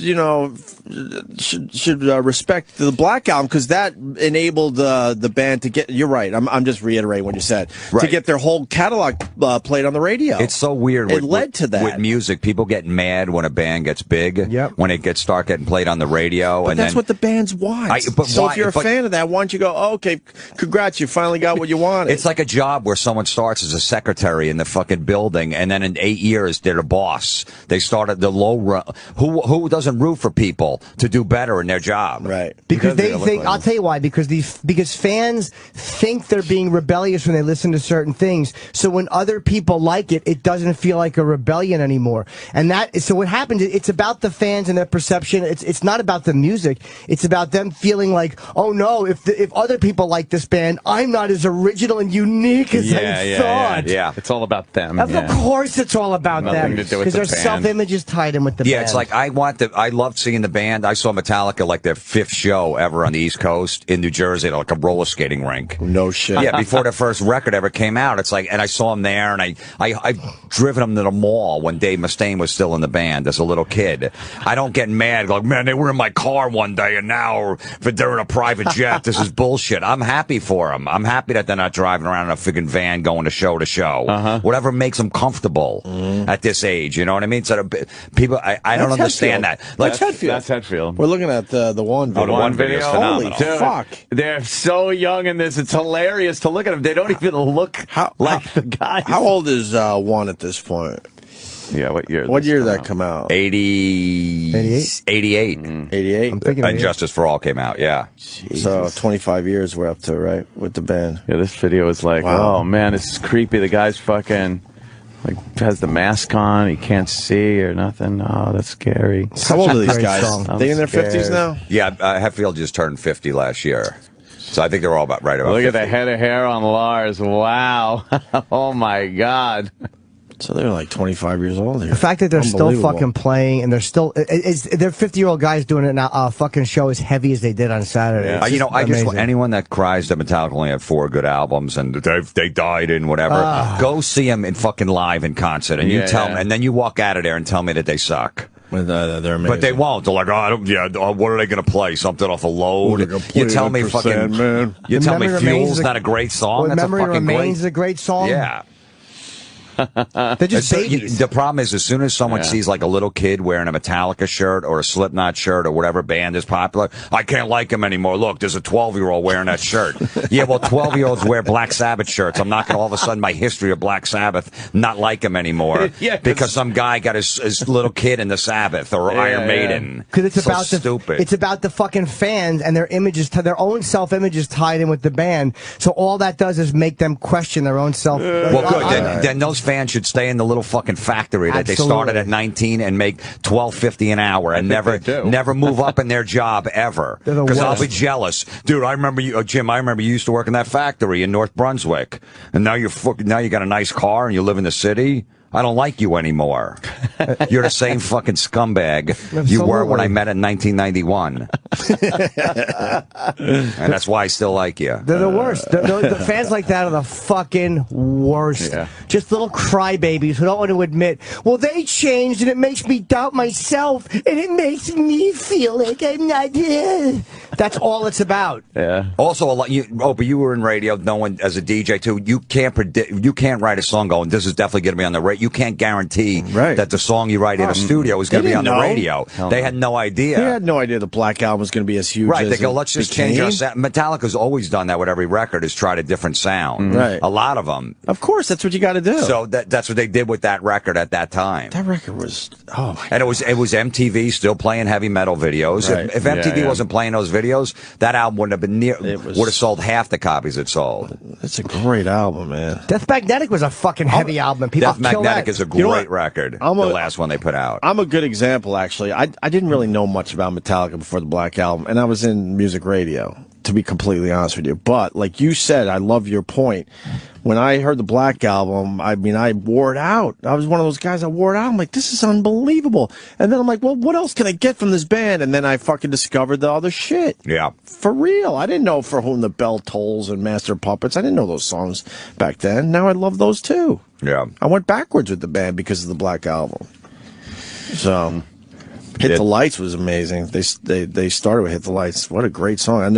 I heard that song live. Yeah, that was their first song they ever wrote. Basically, track one of Kill 'Em All. Yeah, but I've seen Metallica 5 times. I don't think I've ever heard them play that one. Yeah, maybe not. Yeah, they're just a great band, man. You just saw it last night. Anyone that was there, and Anthony, I don't know how big a Metallica fan you are, but what a show, right? Yeah. Was that unbelievable, though? 2 hours and 10 minutes. I know Sam was there. Yeah, but 45. What's that? You never saw him live? They easily could have just done a 45-minute set. Of course. It's for radio. It's a free show. All right, we're going to get in and get out. We'll give them an hour. Do the best hits, greatest hits, and get out of there. Right. They did 2 encores. They even, I think the curfew didn't went past curfew. Too, because I saw a sign in the back said 10:15 was a hard curfew. Obviously, it was probably 10:30, but they played till like 10:55. They made it to 11. Or 11, yeah. Well, no, 10:55. You're right. I mean, I think 11 would be the fuck. We got to pay for this now. Which by the staff there at the Apollo Theater, the rudest people they hated everybody there. Oh, really? Yeah, and I'm just trying to tell everyone, I go, look, I want to just go up to everyone. I go, look, I'm sorry what happened before. All right, I wasn't around. I don't even know if anyone from my family was involved. Sorry what happened. I didn't before. Yeah, exactly. I did. I wasn't brought up a racist. I'm not a racist, but don't take it out on me. That was shit was a long time ago. No one, everybody was well behaved at the show. Sure. So what if a guy was standing there with a beer talking to his friend? Get out of the way! Move! Don't go in here. They were just so rude. Yeah. It really annoyed me. I'm like, get over it already. All right, I'm sorry. Jesus, I'm sorry. Who do I apologize to? Oh my God. You're the best. Did anyone notice that? Well, Not really in my I only area. dealt with one person. That was the girl behind the bar, and I tipped her really well, and she had no clue what that alien concept of tipping Ushers or was. people taking tickets or any of that? You didn't see any of that going on? I saw some kind of shit. Oh, I got yelled at for using the wrong door exiting. Yeah, that was a biggie. And the usher, oh, where's the? Then you said, where's the white door? But I've had such piece of shit ushers in every single venue. Like when we saw Sabbath, remember we first saw Sabbath back in Meadowlands when they first toured with Bill in like '98. Yeah. Fuck it. At the end, Sabbath released this confetti. It was amazing, and it was these little black strips that said Black Sabbath on it with like a little cross, little teeny. So I'm picking one up off the floor. There's probably 200 million pieces of confetti. And it was a fucking, the white guy. And he comes up and goes, no, you can't take any of that. This fucking cunt that worked in the metal. No, that's, no, you can't take that. And he was serious. Are you kidding me? Confetti. Yeah. But I mean, so I've always thought that most of the ushers I've dealt with in those places have been pieces of shit. Regardless, like I've noticed across the board, they've been shit. The only place I've liked the ushers was 2 weeks ago in Irvine, in California. Maybe it was East Coast, West Coast. They were actually very nice to the fans for Saturday. Other than that, every venue I've ever been in, the ushers have been twats. Did you take a piece of confetti? Yeah, I still have it. Oh, good. But it was amazing. I was going to say, if you listened to that guy, no, I would have punched you. I didn't. But he was just some fucking nobody. You notice, though, in the New York area, when you go, you have like a backstage pass or some kind of pass. Halfway through the night, it changes. That doesn't work anymore. I'm like, it's all access. It's from the band. No, that's all access. No, they just changed it. I'm looking at the chart. Nope, you can only go here. I'm like, who made that fucking decision? What happened? What happened in that meeting you had at 3 in the afternoon? Why did it change? It's only on the East Coast that shit happens. That pass no good anymore. But bands got smart. It used to be the backstage pass, and next thing you're just like pretty much in their dressing room, and then someone goes, "Wait a minute, we could have zones. We'll have like that's good for up to here. Right. This is good for this one." But there was a time you're just hanging out with Robert Plant because you were lucky enough because you got a green fucking thing on your leg, a sticky fucking. Like, hey, what's up, Robert? Yeah, looking forward to the show. There was no distinction betwing the sound man and a meet and greet winner. And then they finally went, they wait both a could minute just here. go anywhere. Yeah, all access. Yeah.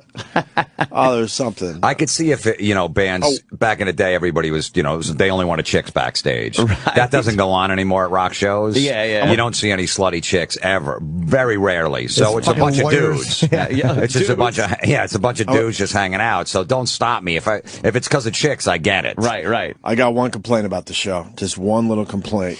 The guitar picks at the end of the show. I got 2 of them. Well, good for you. I know what I got? A huge bruise on my thigh from the guy that dived into our row. What a piece. That guy was annoying the whole night. Fucking hit me with his knee or something, and he's on the floor crawling around like a fucking addict trying to find a guitar pick. Yeah, you know the guy. I actually got a bruise on my fucking thigh. And he had pushed you before that. Yeah, we got pushed around like motherfuckers. When he jumped in like that, I was pissed at him because he kept doing that. When he jumped in, I kneed his head into the side of the chair. Oh, nice. He just dove in front of us to get picked. Because at one point, they just took fucking handfuls and were just throwing it. And man, were people losing their minds for those guitar Someone picks. gave me one. I didn't catch one. Oh. Kirk Hammett threw one. It was a little one. Not the big white ones they were throwing later. Earlier, he threw one. It bounced off the guy next to me's head. And it landed right up by my foot, and I picked it up, and he's like, dude, come on, man, give me that. And I go, I got it. He's like, yeah, but it hit off my head. I go, I go, I'll give you the assist. That's it. You get the assist, and I fucking picked it up. That's not how that works. Yeah, and he's like, you're on that metal show. You wouldn't have enough picks. I go, I don't have any. They don't fucking give me picks when I tape the show. He was fucking pissed the rest of the show. Because it was about 3/4 of the way in. Kirk threw one out and it bounced off his head. Did you eventually give it back to him? Fuck no. Not knowing they would throw probably 500 out. And then I got one later, probably 500. Yeah, people were actually giving them back at the end. Like, we have 7. Yeah. Right. We have 7. Jimmy wants to get a Metallica picture today. We're in picture taking mode. Jimmy is all trying about it today. It ain't gonna happen. I believe that. To work it out. I sense these things, and I'm usually right. I just saw James come in downstairs in the lobby. I said hello to him. We talked about the show. He said had an amazing time there. So he's in good spirits. Oh, so maybe get it. Remember the time at Giant Stadium backstage? Oh, you were there. Nassau Coliseum was another one too. Joe wasn't there. That was when we got Hetfield. Yeah, I'm talking about Giant Stadium where we were in the hallway waiting. Yeah. And we all had to make sure we knew how to work his camera properly. Yeah. Well, we got them. Yeah. The fucking ritual. Right. We were there so long. We walked out. Do you remember we walked out with Hetfield and his family? Yeah. We followed them out. I know. His entire family. We felt like assholes. At that point, it was only the band leaving, us and Brewer and Hetfield's family. I like going to shows with Jim because you're not waiting in any traffic after the show. On the way home, no. Yeah, because you're there for at least another hour afterwards. I think this was at least an hour and a half. I think we were pushing 2 hours after the show. Probably. Yeah. Worth it. And we had passes, but we didn't have the passes to go past the curtain, remember? So then we were trying to find the passes that got us past the curtain. What a fucking... But then too nerve-wracking. But then we found out if you got the passes past the curtain, there was another zone after that. The dressing room zone was. So I can't fucking stand that. So Jimmy, he's trying to get the group shot today. Yeah, I don't see it happening. That was the best part of the fucking comedy tour that we were doing. We could walk anywhere. It was weird, right? It was so cool. I kept waiting for someone to stop me. Right, yeah. It's like, no, Right. see, our fucking names are up there. We can go anywhere, fucker. Yeah, and then any other event, I always feel like, all right, this is coming to an end. I'm getting thrown out. I always tell people, I go, just walk like you know where you're going. Right, if you have a guilty look on your face, you're dead. Hey, where are you going? Keep walking like you've been there a million times. Follow me. I escort like 5 people. If I have an all access, I go just fucking get behind me and just keep looking straight ahead. I'll take care of it. You're the snowplow. Just fucking absolutely. Right, and then guys like, wait a minute, you all access. You can't. What they don't have. When I go, I work for the band. Sorry, and I do when the music's really loud, so they can't argue with you. You know, just the usher that's fucking like 21. He's in college, and they got him stand there. I'm like, dude, and you just keep pointing. But no, I'm going over there, and you just go like this. He's not going to out-yell the band. And then he's just like, all right, I can't fucking deal with this guy. Nice. Remember 2005? We were fucking backstage at Tweeter Center. We were trying to get Sabbath pictures, and we got Bill. We were watching Bill warm up on his drum riser, and we kept being afraid we were going to get thrown out. So every time somebody walked by, we would just talk like we knew what we were doing. You know what I mean? I know. We didn't know the guy was supposed to bring this earlier, but they didn't bring it. We just kept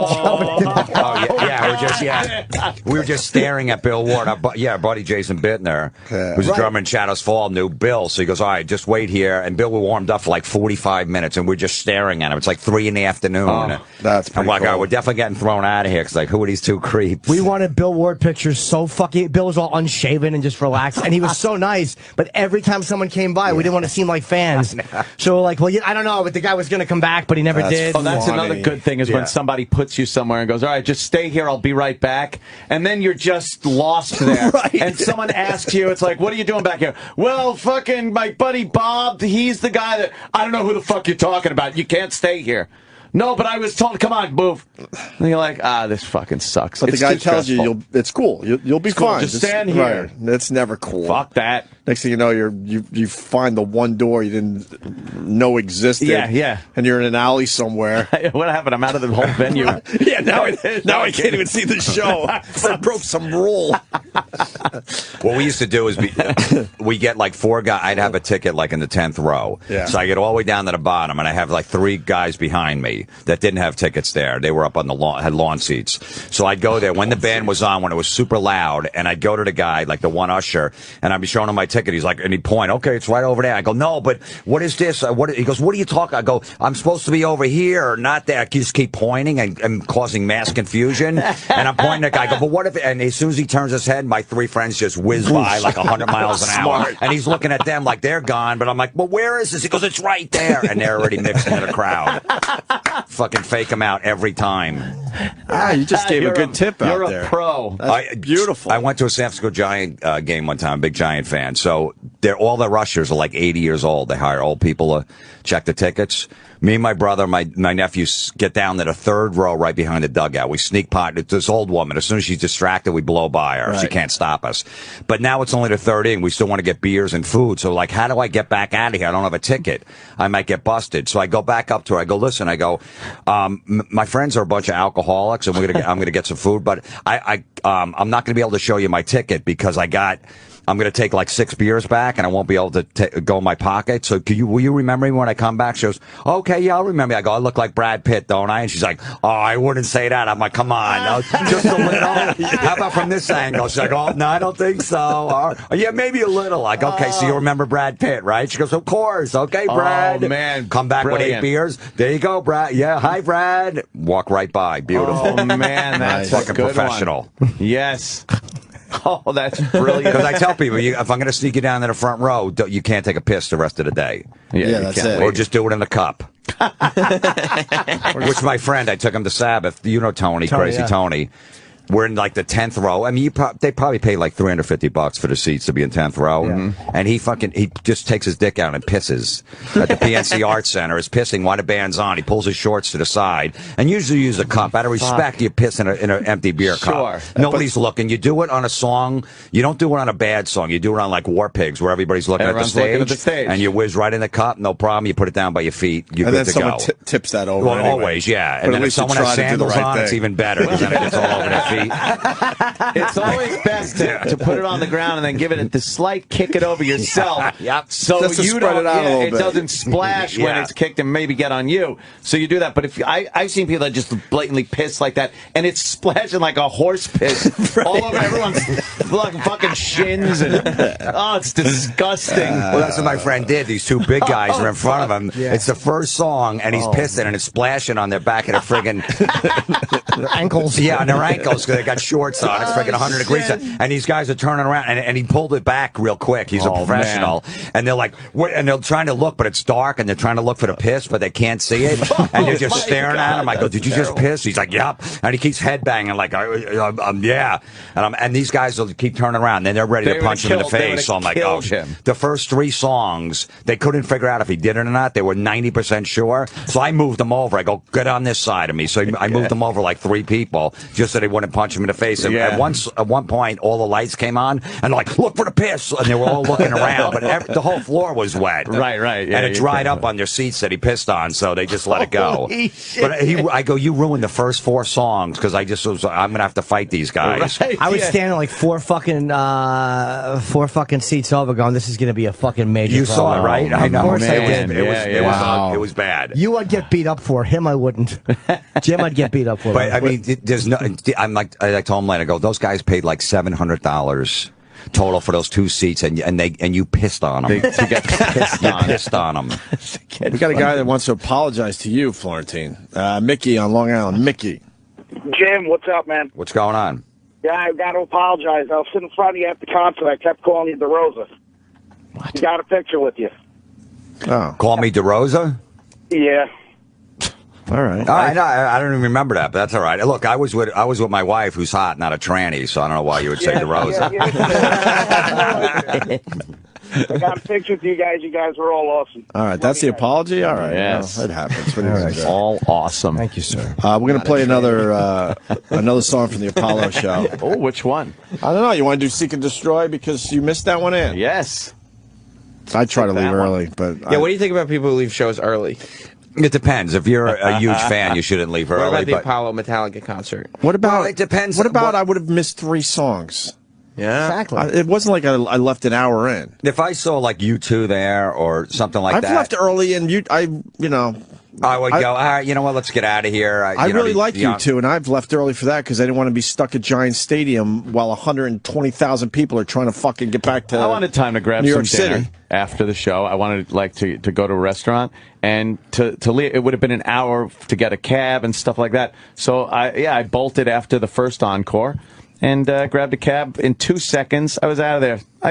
It's worth it. He missed Battery and Seek and Destroy. I missed Seek and Destroy, which sucks. I didn't mind missing Battery so much, but what are you going to do? I get it. Look, if Jim left a Sabbath concert because he wanted to beat the traffic, there'd be no excuse for that. Right. He's like, I didn't want to wait at the Meadowlands for that. Then, but if you're not a huge hardcore fan. Then it's like, all right, you saw it. I mean, it was a long show. Yeah. So you saw 2 hours. I saw 2 hours of Metallica 10 from, right here. It was awesome. I wouldn't leave a Sabbath show early to catch a flight. Oh, Jimmy. I wouldn't leave a Sabbath show early for anything. No. Wow. All right, well, we're going to play Seek and Destroy. We got Florentine in today.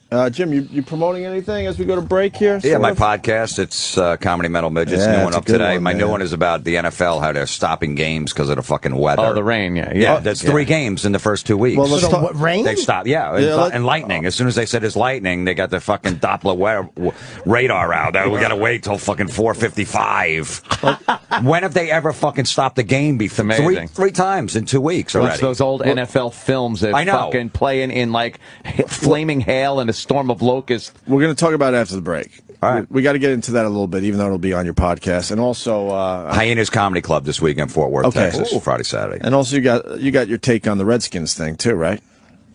Oh, yeah, yeah. That's All the right, name. good. Yeah, We'll do it yeah. after the break. But first, from the Apollo Saturday night, here's Metallica, Seek and Destroy. Night, but James Hetfield was having barbecue. So. I was at the barbecue place. Oh, you saw him there? Yeah, he came over and said hello. Cause, he knows you personally at this point? He knows me from the show, but Brian Slagle, who originally signed them from Metal Blade Records, I was hanging with him. He's still around with the band? Well, Brian's got his own label. He was the first one to put a Metallica song out. Okay. Years ago, and then they. But I mean, is he still connected with Metallica? Yeah. Because we sent him over to the table because he was eating. I go, Brian, go over there and see if James will come over to our table. And he goes, and he went over and said hello. He goes, hey, he's eating right now, but he might. And then he came over about 15 minutes later. Oh, that's pretty cool. Said hello and all that stuff. And were people just staring at him at the place? They didn't know because he just kind of mixed. He fit right in with everybody. There wasn't too many Metallica fans there. Okay. That barbecue place is unbelievable. Yeah, that was the best barbecue I've ever had in my life. Is it a legendary place? Amazing. Yeah, they do well over there. Yeah. He's Holy so shit, fucking, you got to try that Is it a place. long line? No, not at all. No, you can get in and out. He's so recognizable to like even like casual fans. It's like, oh, that's fucking James Hetfield. You know? Yeah, pretty much. I mean, there was a few people hanging around, but they he didn't come in with like a big security. He had a couple of buddies with him, photographers and stuff, but no one bothered him. But he did come over to the table, which is great. Man, that is, look at that. But this is about Jimmy in the picture. Oh. So there's an opportunity to get a picture with the whole band, which Jimmy really wants. And we've noticed that it's starting to ramp up. Well, the frustration. The reason it's frustrating is because ramp up. This is what it's. Do you understand that I was when I heard Metallica was playing at the Apollo? Right. I was. They offered me a Tonight Show shoot, and I told my manager first, turn down the Tonight Show shoot. Wow. I can't do it. I'm going to this show. And then I realized you can't do that. You're a psychopath. Like, you can't put a fucking show before your career. But it's not even put a show. It's a picture. The picture was more important than the show as far as the Tonight Show at that booking, point, they probably. Yeah. I mean, at that point, I wasn't sure if there would be a meet and greet, but I'm like, maybe. But then it turned out the Tonight Show canceled, so I was like, okay, I was lucky there. But I was tempted to, but then I was like, I can't do it. That's crazy. So we go to the meet and greet, and again, Sirius was amazing. They fucking got us in, and Margito hooked it all up. And it was just one of those things where James was out kind of exploring the city and just didn't make the meet and greet. And that's when me and Ant looked at each other and went, so you guys know. Of course, we all know. But I knew before the show that it wouldn't happen. I knew before we went up there. Did you really? I was told before there's only going to be 3 of them there. Okay. So. But you were hoping, maybe they're wrong. You never know. Yeah, you never know. But I didn't know if it would be James or Robert or Lars or whoever. So now they're going to be here. They're doing Howard, who, we don't really have it's not even a negative thing. We just, they have their thing, we get our thing. Mm. So there's no way to go over and ask anybody, hey, could I, because they're not going to accommodate me. Mm-hmm. So what do you do? Knock on his door. Hello. If it wouldn't get me fired, I would do it. Why would it get you fired? Knock on the door and go, hey, man, is sure. there anyone I could talk to? While they're playing a song. Oh, no, just on God. the outside door. Just knock. Bust in when they're on the air. Hey, they probably have a doorbell over there. Ring the doorbell. See who comes to the front of the Howard section of the floor. Yeah, and then just ask nicely. Your best way right now is when they're coming out. In the lobby, you'll be there and jump right in. So that's your only shot. You're not going to get in that side of the building. It's going to be a madhouse out there, though. No, I don't think so. They're going to have security people with them. And I think they're going to take a few group shots. Right, they're going to take a few group shots because there's somebody around here of importance that they're going to. Sirius is going to want them to, even though they took it in front of the sign at Apollo, they're going to want to do it here too. But that's just it too, because unless they're doing group shots. What are you going to do? Walk up to all of them and go, guys, come on, get together here. I need a picture with all of you. If I could speak to one of them, if I could speak to Kirk, I would say, look, James wasn't at the meet and greet. It's like, you guys are impossible to get as a band. We can't. I would ask asking a band member is sometimes easier. I told you I got Sabbath because I asked Tony to stop Ozzy because he was walking out. Where are we at, though? You were making phone calls, texting people? What's the update? Give us the update. It's just there's no update. Like, I know it's not going to happen. I know it's like I feel it. I honestly do feel it. It's like I know the energy on these things, and it's fucking. You feel the push kind of going a certain way. Will you be all right if it doesn't happen? I'll be, of course. I mean, I'm lucky I got to see them. I've met them. It's not like it's the end of the world. It's just. Fuck, it was that close. Can you Photoshop James in that picture? You have that picture, the old picture with them. It's just nobody's going to know. But I'd be so bummed if it was Robert Trujillo who wasn't there. I'd be bummed, or Laura, any of them. Right. It's just one of those things. It's a really hard thing to get. It's a really fucking hard thing to get. Yeah. And it's like, fuck, man. 86, by the way, was that show, not 85. It was 86.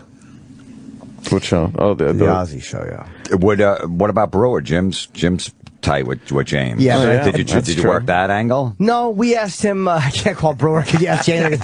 No, could he stop in the hallway? Yeah, no, I can't do that. You're desperate. You know what I mean? You got to throw it out. Even I'm not so bad. We're like kind of fucking. The only reason I told him earlier, I'm just poking at you because it's just too much fun. I'm texting for the radio show. I'm texting our agent because he's suffering inside. Because the only way to do this is to go through the agency, through the management, because I can't do it through Howard's show. And it's frustrating because these are the guys, like my guy, Pete doesn't really deal with them as much as like, these other two guys in the office do, who've been dealing with them for 20 years. And it's like, all you gotta do is just, hey, who's gonna be with so-and-so? Oh, we got a client, just wants to take a picture with the band when they're done. It's like literally that simple, and it's so why isn't that being done? With their work, who knows? I mean, I don't know how these communications, I just know for me, on a very low level as a comic, how I do things, but it's different than a fucking band that does, stadiums. I understand that. Call Pete live on our different. Call Pete live on our show right now. No, because he's actually on a bus. He wouldn't pick up the phone. I know where he is right now. He's on a bus. He won't pick up if he's in his office at his desk. He's not picking up. No, why? Because he's. Why? Oh man, is there some avoidance going on right now? No, I mean he just knows that it's like there's only so much he could do. I think if he was here to facilitate it, he could possibly pull it off, where he's standing out there and go, hey, you guys real quick, but he can. He's on a bus, and there's a lot of red tape to go through. I'm telling you, your best shot is be out there, get a 3-minute notice when they're almost done, and stand out there. They're going to take pictures and just jump in. Hey, I'm from Ozzy's Boneyard. They love. One thing about Metallica, they love any people that promote metal. They'll always respect that, and they'll always go out of your way for you. So if you throw that angle in there, they probably know who you are. I love metal. But I do a show in Ozzy's Boneyard every night. I love I play you guys all the time. I'd love to get a quick This is where I completely agree with Jimmy, though. Some of these things that should be so fucking simple, there's always some complication. And why is there so much red tape and bullshit? They're here. There's no one else really around. We're fabulous. It should be like a no-brainer. Look, everybody has to justify their job. You're right. That's working with them, not necessarily them. I'm not using them as an example, but anybody, the publicist, and then this one, and it never gets to the band, and then they're gone. And here's the other side of it. We're so pathetic. I'm just hanging around the apologist waiting for people to ask me for a picture. Right. I didn't realize you could get to a level where you could make it all complicated shit. Yeah, it's fucking frustrating, man. It is frustrating. It's so stupid. But I know the energy of these things. I'm not. It's not like he's out in Times Square where if he stops and takes a picture now, fuck, these guys are going to now be taking pictures for the next 2.5 hours. That I get. We're talking, it would be seconds. It's added on to their 30 day. seconds. Not even, but whatever. Jimmy. Whatever. But I'll tell you, my 14-year-old nephew went to the Sabbath show in Jersey, and I was talking to Sharon before, and he was talking to her, and she was so excited that he was a huge fan and a lot of being a 14-year-old kid. After the show, Ozzy jumped in his SUV, and we're saying goodbye to Sharon, and Sharon's like, Ozzy, get out of the car. Get out. He's like, what? He's like, get out. Get out. You have to take a picture. And she made Ozzy get out of the car after the show and take a picture with my nephew. That's pretty cool. You know what I mean? That was like, she just said, look, just do this. This guy, whatever. He works on our channel, doing all this stuff, and just, takes 2 seconds out of your life. She went out of her way to do it. Yeah, we got everyone for him that night. We got, pretty cool. Fucking, So, we had to go through, if we tried to go through the publicist of Black Sabbath, then a manager, then 2 Ozzy handlers, it would have never happened. Right to Sharon, right there, she pulled her husband out. Organically, it happened. You know what I mean? I have a good all right, what if it does happen, you get the whole band, can you do something nice for somebody? Well, we got to get past the fact that it might not be a good picture after that. No, we got that stage. What if you get the one and it's blurry? What if it goes? I got my Charlton Heston picture. Yeah, and if it's blurry, I got scolded because what was it? The Flash and your Rob Zombie picture. Oh, but I didn't scold you. It was just a bounce off the thing. And I just pumped it up for the show. Jimmy was pumped out because. Wait, have you worked it out? Who's going to take the picture if this goes down? And what camera? I got my camera. I've been carrying my fucking camera in my back pocket. Hopefully there'll be somebody out there, but I'll have my camera too, and I'll just hand it to anybody and just say, snap us. And I'll, believe me, it'll be ready. There's a lot of stages here. I'll bring Kenny out there with me. Then the picture has to be good after that. It'll be okay. I have faith that the picture's taken. Can I do something nice for somebody? Yeah, I mean, I know, I'm just joking. I would jerk somebody off into my hand. You know what's another good move? I saw someone do this, is you give Kenny your iPhone and your camera, and he takes two at the same time. Clicks both like that. Too much, too crazy. No, because then one's not good. Shaky, maybe though. You're going to get a shit. Yeah, but you know what? You got two there. This camera's better. The one I got here is a good fucking camera. Maybe the light's not on, it's like or maybe it's better if it's dark. One in each hand. Yeah. Do you do it that way, or do you concentrate with one pistol with two hands and really aim? No, the fucking button. Kenny looking for the button with his big dry hands. God, he'd break the phone and poke his finger through. My phone takes good pictures. You all right, well, if I go out there too, I'll use your phone. Kenny gets it on your camera, so you got a backup. But then the eyes aren't looking in the right place. You can't be picky at that point. No, Jimmy don't like that. You could fix them in fucking Photoshop. That's why I always hate when there's two cameras pointing at a group. I know. I always yell like, no, that one first, because no one knows where to look. If I'm the one taking the picture, if they want the picture with me, if it's a couple of fans, I'll actually say, look at the girl in the pink. Okay, everybody, my arms are actually out. I'm method acting. Look at the girl in the red. I'll actually tell the fucking people I'm with where to look so they don't have a douchey picture. I met John Mellencamp. He's dating Meg Ryan. I don't know if he still is, at the Rock and Roll Hall of Fame like a year and a half ago, and they weren't even looking at me. I just stood next to them, and they weren't taking any pictures, and I just said, my friend, just snap it. He's like, they're not looking, just snap it. And they're looking that way, and I'm just standing there with a big grin on my face. It's a great picture. Because you like getting pictures, too. Yeah, I do, especially Mellencamp and Meg Ryan. That's a good one. Not like Jimmy, but you're pretty close, though. Florentine That's a good got one. me on this fucking kick in 97. We got to blame you. Fucking Florentine. Got the picture. Got the picture. We were fucking Aussie, and I was only going to get an autograph back then. Oh, my God. And the picture came out so beautiful, it became a lifelong obsession. Yeah, and you've been chasing that hit ever since. That first hit is always the good hit.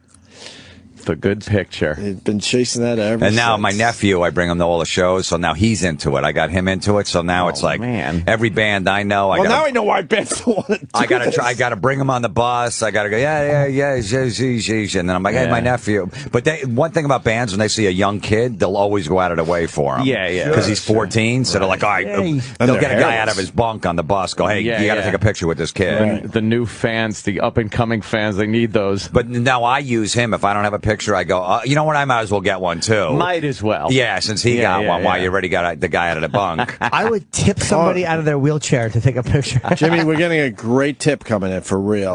For real. No, Sean in California. Sean. Yes, sir. This is why the Android and Samsung is such a great phone.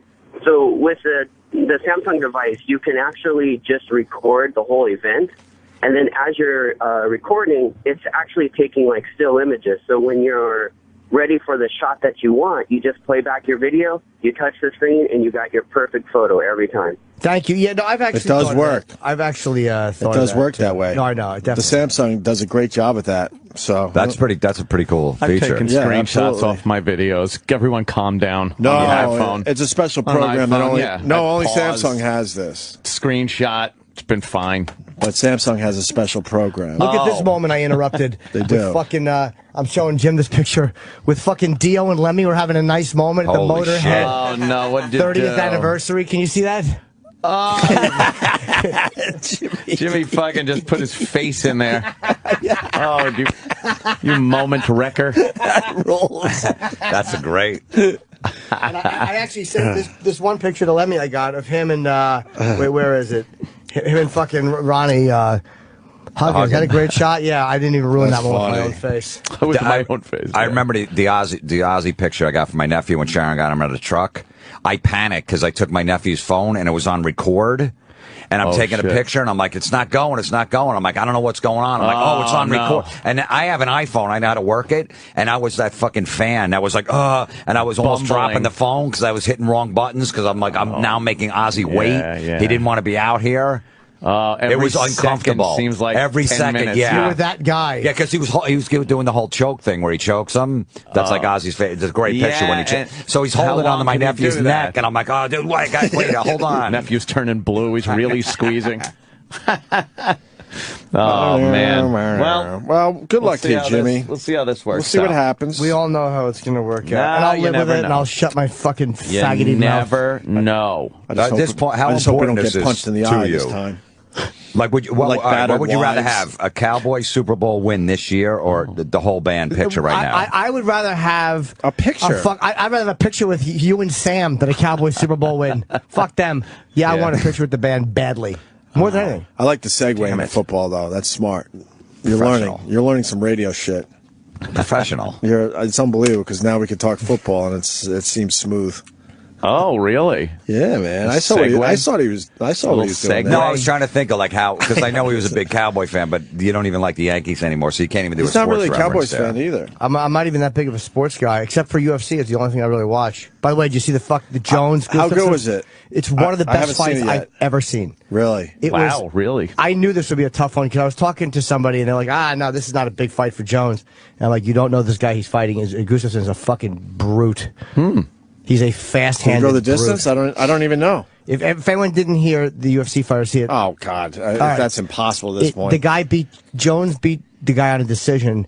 It was Jones's fucking face was swollen. He was bleeding. He said it's by far the toughest fight he's ever had, and he was losing the fight through a lot of it. And then he wound up coming back. And I think the last 2 rounds, his win. He's just a champion. This Gustafsson is a motherfucker. Champion. And he took Jones down for the first time in his career. It was an amazing. Really? Jones has never been fucking taken down. And Jones, it took him out of 11 times of trying to take this guy down, he took him down once.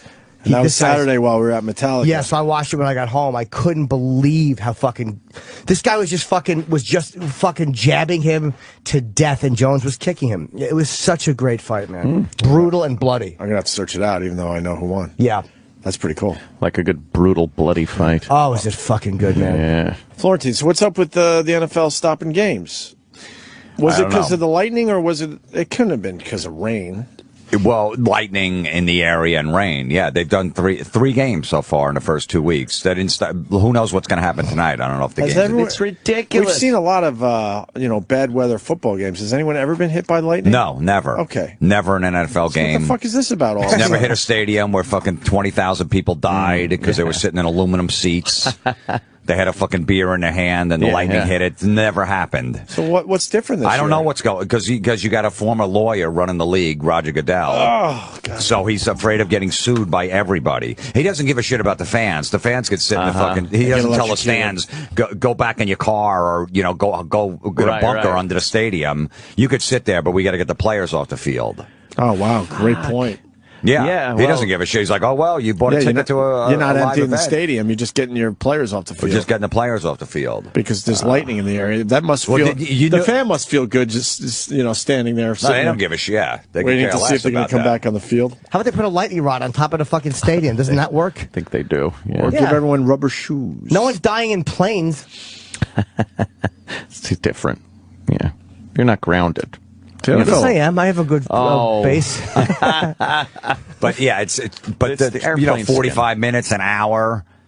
Didn't you know the weather was going to be bad? Why don't you just delay the game from the beginning or just cancel it? Right. But obviously there's too much money. But don't fucking let the 75,000 people sit there and go, we got to take the players off the field because there's lightning in the area. I used to watch those NFL films.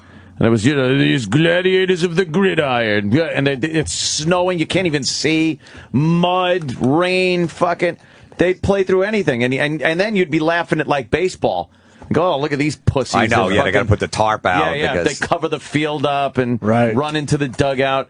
And football was always like, they'll play in fucking anything. Just now, 3 games already. Put a dome over every stadium now if you worry about that. I mean, that's what they're going to have to do. They started that shit because they didn't want to deal with the cold and the fucking rain and the snow. They wanted their Super Bowl part of chances. Football, man. Yeah. It's great to see. What's next, though? It's it's windy. They're like, oh, we got to take them off the field. Yeah, what about it's too sunny? It's too hot. Oh, we can't have them. Maybe we should have. Are they going to make all the NFL play? They're just afraid of getting sued. They just got sued with the lawsuit. lawsuits. They got to pay like $1 billion out, which they got off light. Way light. With the concussions. Yeah. It wasn't even $1 billion, They knew was for it? years these guys were getting fucked up from the concussions. It wasn't even $1 billion. It was 785 was that plus high? lawyer Okay. fees. Okay. It averaged out to 170,000 a person that were under this lawsuit. The guys that got messed up. Now what? So they only get 170,000 paid out over 20 years. Jesus, they got fucked. What were they supposed to do, though? What was the NFL supposed to do to prevent it, and what have they changed now? I work for the NFL. Let me talk. Jesus. Jesus, All right. what happened? All right, Mr. You work Derek? for the NFL. Who are you? All right, I used to. I worked in the NFL for 5 years. As what? Manager. I know we're not doing that part. I'm not going to give you guys my fucking role. But I managed a stadium for 5 years in the NFL. Okay, fair enough. All right. So my position there was I was day-to-day operation, everything in the building top to bottom. Our structure got hit by lightning numerous times throughout the year. If we have a fucking game going on with 80,000 fans in the seats, someone's going to fucking die. It's not about a lawsuit. It's about fucking protecting people's lives, too, man. You're going to have someone die in the middle of a How many people have been killed by lightning strikes in ballparks? We clear the bowls during thunderstorms. People aren't in the seats when we have a storm going over.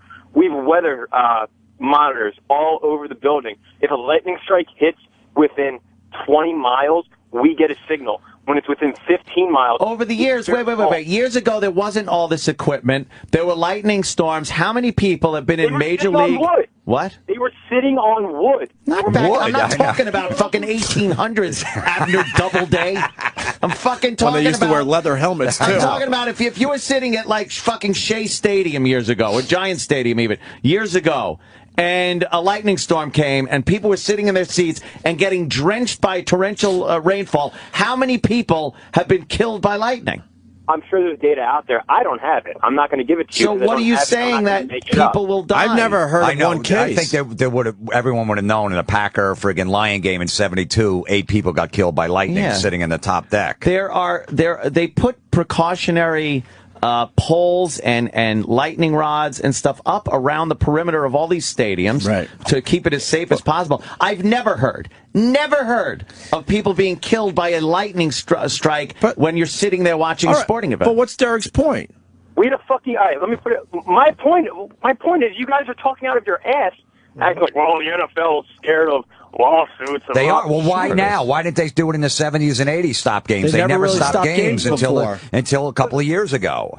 Because our fucking stadiums are 80 times larger than they were back then. Oh, so they have a better chance of getting hit by lightning because they're a little bigger? Yes, because there's nothing around them even taller. They're built differently. They're designed differently. As opposed to, you know. That's true, though. That is true. Well, that's right, because there was no metal in Giant Stadium before they tore it down. It was all just cement and wood. Of course. I hate uneducated guys that just rant and go, You're right. You tell me there was no metal in any other stadium until a new stadium. There's not new stadiums everywhere. I'm not saying that. I hate when assholes, like Florentine, I love you, but your fucking rants about fantasy football and how it's hilarious. He's a comedian. Oh my God! This guy's right though. You probably played fantasy football, right? It's insulting and irritating, dude. No, it's not irritating. Jim Florentine's whole fan base is in fantasy football leagues. He's mocking and oh my, it's just a funny bit. Yeah, but he rants though without knowing. Fuck you, Jimmy. Thank God. I don't know that, you're not supposed to bring your laptop to the sports bar. I don't know that. You're right. I'm an idiot. I'm an idiot. You got 17 screens in front of you, but I don't know. Dude, you're an idiot. But look, there's let me get one more word in. And I'll let you No. You said that because there's bigger stadiums now, there's more of a chance of a lightning storm. How much bigger is the new fucking MetLife Stadium in New Jersey than Giant Stadium? Right. Is it 17 million times bigger? Where it might get hit now? City Field as opposed to Shea. The old Giant Stadium, did it just lightning kept hitting the parking lot? Thank God this stadium isn't too big. If it was a little bigger, it would have fucking hit the whole 304 section. Yeah, they were looking up and fucking nonsense. It was missing it by 8 feet over the top. Thank God. Yeah, Derek, you fucking idiot. Listen. Whatever. It's a social thing as well. Like 30 years ago, kids weren't wearing helmets while riding bikes. Bullshit like that. People are more cautious about safety. Just like leather helmets in the NFL Now we have no one's getting hit by lightning in ballparks. But Derek, you know what pushes this forward? The safety shit. It's one lawsuit happens, and then and I know parents are different with their helmets, but like one fucking or two lawsuits happens, and then everybody gets afraid. Look at the sexual harassment shit. That's all because a couple of big lawsuits happen. Everybody gets afraid of losing. State versus Jim Norton. Yeah, absolutely. And I said I was just joking when I grabbed her hips and fucking put my half-hard dick in her hiney. I couldn't get a ride because I was nervous. Look, that's definitely. I'm not saying that's definitely not an influence on these rulings, but you have to also keep it in consideration. If one person gets hit by lightning, take into consideration, you fucking dolt. Yeah. Not keep into consideration. You're an idiot. My apologies. My apologies. Then every new stadium should build bunkers underneath for when there's a lightning storm coming. Right. Through your Doppler radar, that 75,000 people go take cover until it's over. If they're really worried about that, 75,000 people build a fucking bunker. Yeah, Derek, I think Jim's point is that they're getting the players off the field, but they don't give a shit about the fans. Are still sitting ducks if the lightning is actually hitting the stadiums like that. No, that's what I'm trying to explain. We fucking clear the seats and we get them inside. I've never been. I've never been cleared out of a stadium in a rainstorm. Yankee you just Stadium. sit there and deal with it. I've been cleared out of seats. No, you haven't been, sir. No one. Don't listen to Jimmy. He's being an asshole. No sporting event has told everybody to leave their seats. I've never left a stadium because of rain. They've never told us. It doesn't happen. Yep. The NFL, it's a fucking NFL rule. All right. Anybody, when there's a lightning strike within 15 miles, you have to clear the seats. Why am I? When the fuck has that happened? Yeah. But I've never had it happen. Give me one instance where everyone has been told to leave their seats. It's announced, but it's not, you can't enforce it. But it's announced. I'm trying to think of the last time. It was Browns versus Bengals, 97. It's not. So they feel like if they announce happen. it, then they're cool. Next time when they stop a game, right, and they go back to the announcers, another 30 minutes, you look at the crowd. There's still 30, 40,000 people just sitting there waiting for the game to start. They're not all in the friggin'... Because they're fucking 80 beers drunk, just like jerking each other off. Oh, my God. Oh, boy. And where are they supposed to go? And then the ticket people and you know why they're sitting there? Because they go, there's never been anyone killed at a fucking stadium through lightning, so I'm going to sit here and wait for the game to start again. People get out of the rain because they want to get out of the fucking rain. Yeah. I've never been at a ballpark where they've never heard you, an announcement. Please leave. Right. There's lightning. Leave. People go to the upper decks and underneath the tier to keep dry, not because of lightning, and then they come back to their seats later. No one is told. Could you imagine a stadium clearing out and then having to get everybody to their seats again with the tickets? They don't leave the actual stadium. They go into the concourse. We keep them in the concourse, and then when it's all clear, they go back. 75,000 people in those concourses. 75,000 people have to go find their seats again. You're a fucking lying sack of cunt. Hold on, guys. You guys are entitled to your opinions, and that's okay to have an opinion. I hate how on the show you guys take your opinions, treat them as fact. You're taking your call and treating it like fact, and it's utter bullshit. Exactly. I fucking worked for the league for 5 years. No, you didn't. No, you fucking worked for nothing. Exactly.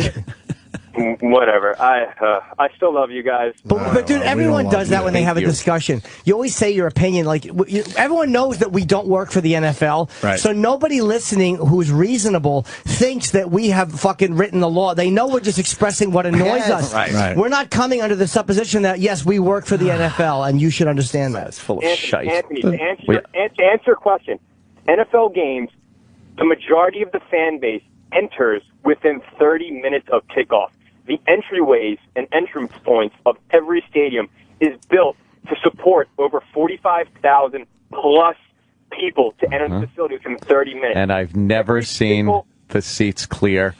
I've never heard an announcement to clear out. The announcements are made. I've never heard one. You can't have people with fucking Maybe because they assume we're wearing rubber shoes. Why have I never heard an announcement? And I've been at stadiums when it's been raining. I'm drunk. That's true. You're passed out. Florentine's the only guy that watches sports. Florentine's the only guy that watches sports. Jimmy just say he doesn't watch sports.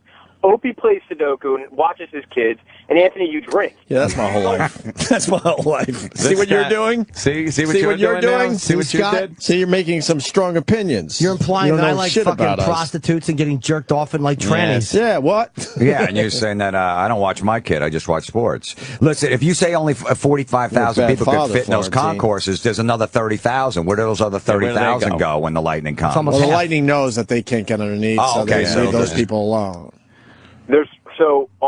Like I said earlier, with how the buildings are built to support 45,000 people entering and leaving, the ramps and stairways are also covered. So that's where they go. I mean, there's more of a chance of somebody fucking breaking their legs on the stairs than there is of anyone getting hit by lightning. Damn. So as far as it's not a solid proof. We don't have fucking bunkers, but it's better than sitting in a chair with lightning around you. Why? It's not better because no one's ever been hit by lightning in a fucking stadium. We go back to the Let's go back to the initial fucking point. If I was at the Giant Stadium and I said I'm sitting there and I got hit by lightning, sitting in my seat and everybody else is in the Concorde, I deserve it. Right. I'm like, you know what? If I fucking get hit and die, I deserve it because I have a good chance of not getting hit. But no one has told us to leave. No one has told us. I've never heard that announcement. If the NFL's so concerned about the fans and everybody get hit by lightning, they know that lightning's coming between 2 and 3:30. Then tell people to stay home. Say we're not going to start the game till 4 o'clock. Don't come to the stadium. Don't fucking pour shit when everybody's in there. And then that's a terrible idea. Why is that a terrible idea? If you're so concerned about someone getting hit by lightning. You can't predict a lightning strike 2 hours. You got fucking your Doppler radar on your phone. You know when it's coming in. Everybody's fucking look at the red here. It's coming through between 1:15 and 1:40. Who gives a fuck? Are you tired of Doppler radar? Yeah, it's ridiculous. It's dumb. I have it on my phone. Yeah, I know. And everybody's wrong. You know, you hear about getting big thunderstorms at 6 o'clock tonight. So what? I got a fucking roof over my house. I don't live in a tree fort. If I want to get in my car, I got fucking windshield wipers and I got decent tires where I'm not going to spin out. And I got a fucking umbrella if I need to walk to the mailbox. It's okay. It's fucking okay. People panic with their yeah. It's thunder. There's going to be a big storm coming around 6. So what? Shit. Anything else, Derek? You made some good points today. Did he? Yes, you did. Yeah. Derek is a dolt. What do you actually do? What was your position, though? I was stadium manager, so I oversaw all. You were assistant to the assistant manager at a movie theater. No, so I oversaw all events at our buildings. Oh God! So you're calling from Philly, so it's Philly, right? No, I moved here recently for a career change. From where? What are you doing now? I'm working in their stadium here now at the Wells Fargo Center. I'm doing the same operation, but indoors. This has nothing to do with engineering he's now indoors because he was so scared of the lightning. He's so scared. This guy's just petrified of lightning. Clear the people! He's running around warning them. He can't even listen to Metallica do Ride the Lightning. You know what? That's too close to home. My warning. He used to work in Minnesota at the Viking Stadium, but now they're going to an open air stadium next year. So he's like, I'm going to Philly. I can't take this. And he won't fly because of lightning, so he drove on sunny days from Minnesota. Derek. All right, guys. All right, man. Take it easy. Derek. I hope we got some free tickets coming our way if you're in charge down there. God damn. All right, there goes Derek and Philly. He was so full of shit.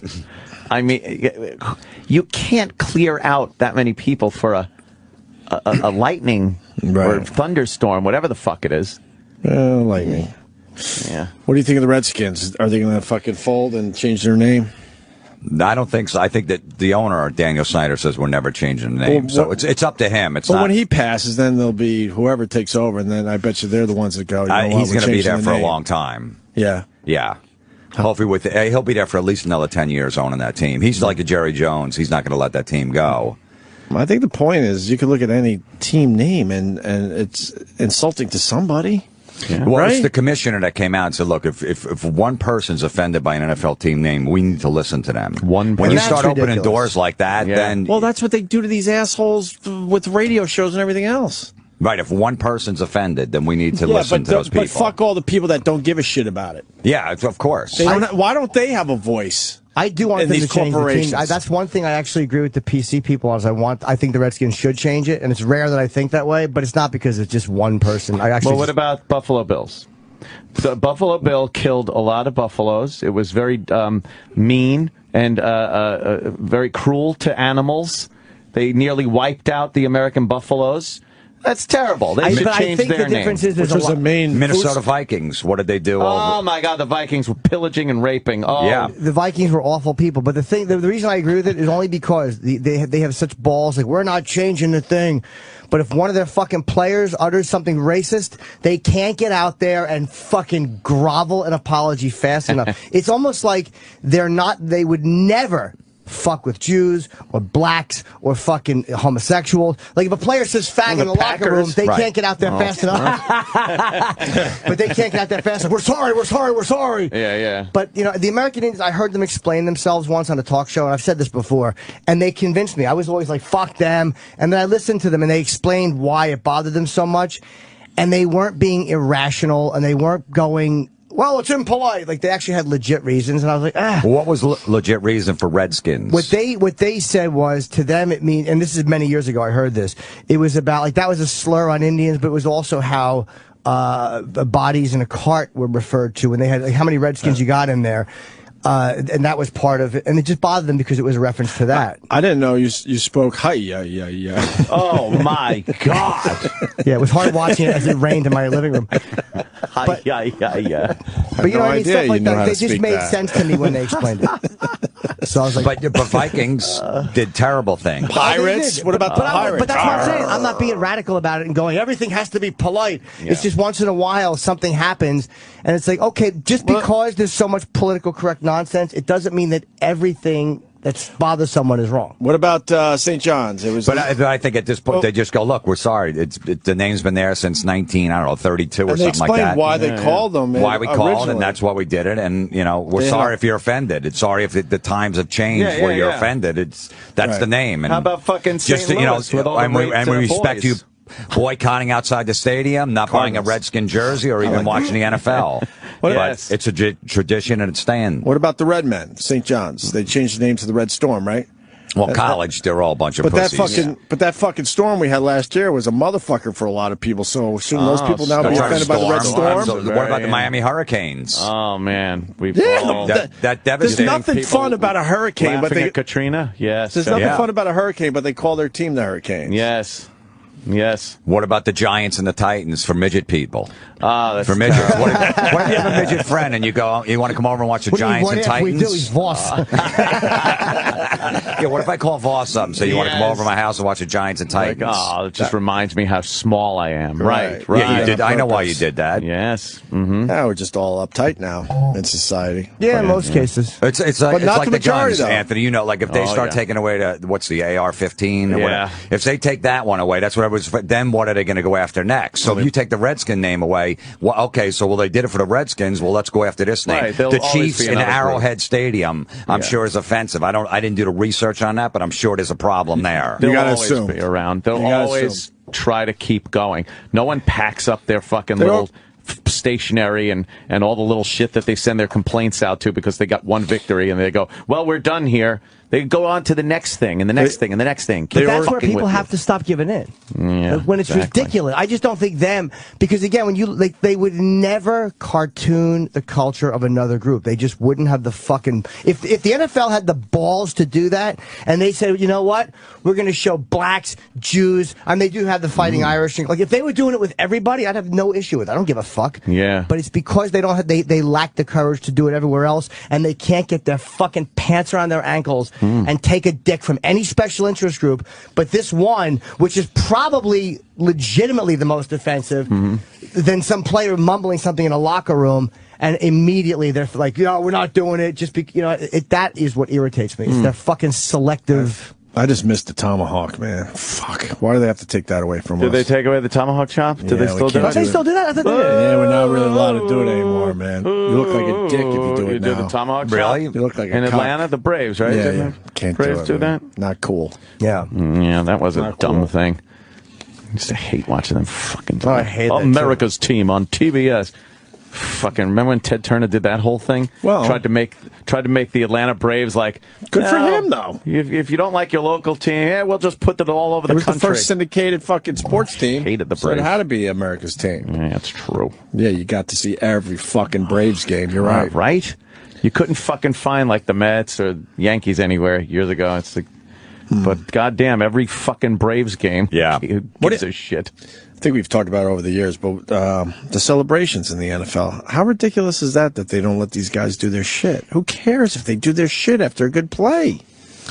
Yeah, or even, they catch a long pass and they just throw the ball in front of, or taunt the guy. It's a 15-yard penalty. If they go, see, I beat you, and just walk away like that, it's a 15-yard penalty. The other player's so insulted that he can't handle a guy spinning a ball after he got beat. You know what? Put a limit. Go, Luke, you got 5 seconds to do a celebration. Anything after that. Beautiful. Anything, do whatever you want. Anything after that. Don't pull a magic marker out like I think Chad Johnson and signed the ball or something, or he did something. I forget. If it's not, but if you want to dance for 5 seconds, just go do it. And then the argument of it's really fucking up the game, not if it's only 5 seconds, 10 seconds or something. Yeah, 5 seconds. Even though I hate that, and I hate when, they show that and everyone laughs. You don't think it's funny when they do a dance? My father-in-law laughs every time. There was a guy did a dance last night. My father-in-law. He got a good chuckle? Yeah, he was chuckling at the guy, and I just looked at him. I go, don't do that. I'm throwing you out of the house. It's not funny. You think it was funny? No, I go, just because the guy's dancing and he's being silly, that's not funny. I've never stood on a dance floor and just go, I want to laugh, so I'm going to go to a dance club and just watch people dance. It's a fucking cheap, easy laugh.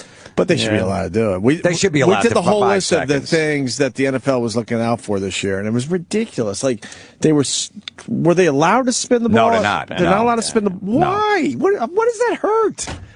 These guys are putting basically their lives on the line every weekend, but they can't handle someone spinning a ball in their face after a good play. And as a fan, you love that shit when they fucking rub it in. It's the best thing.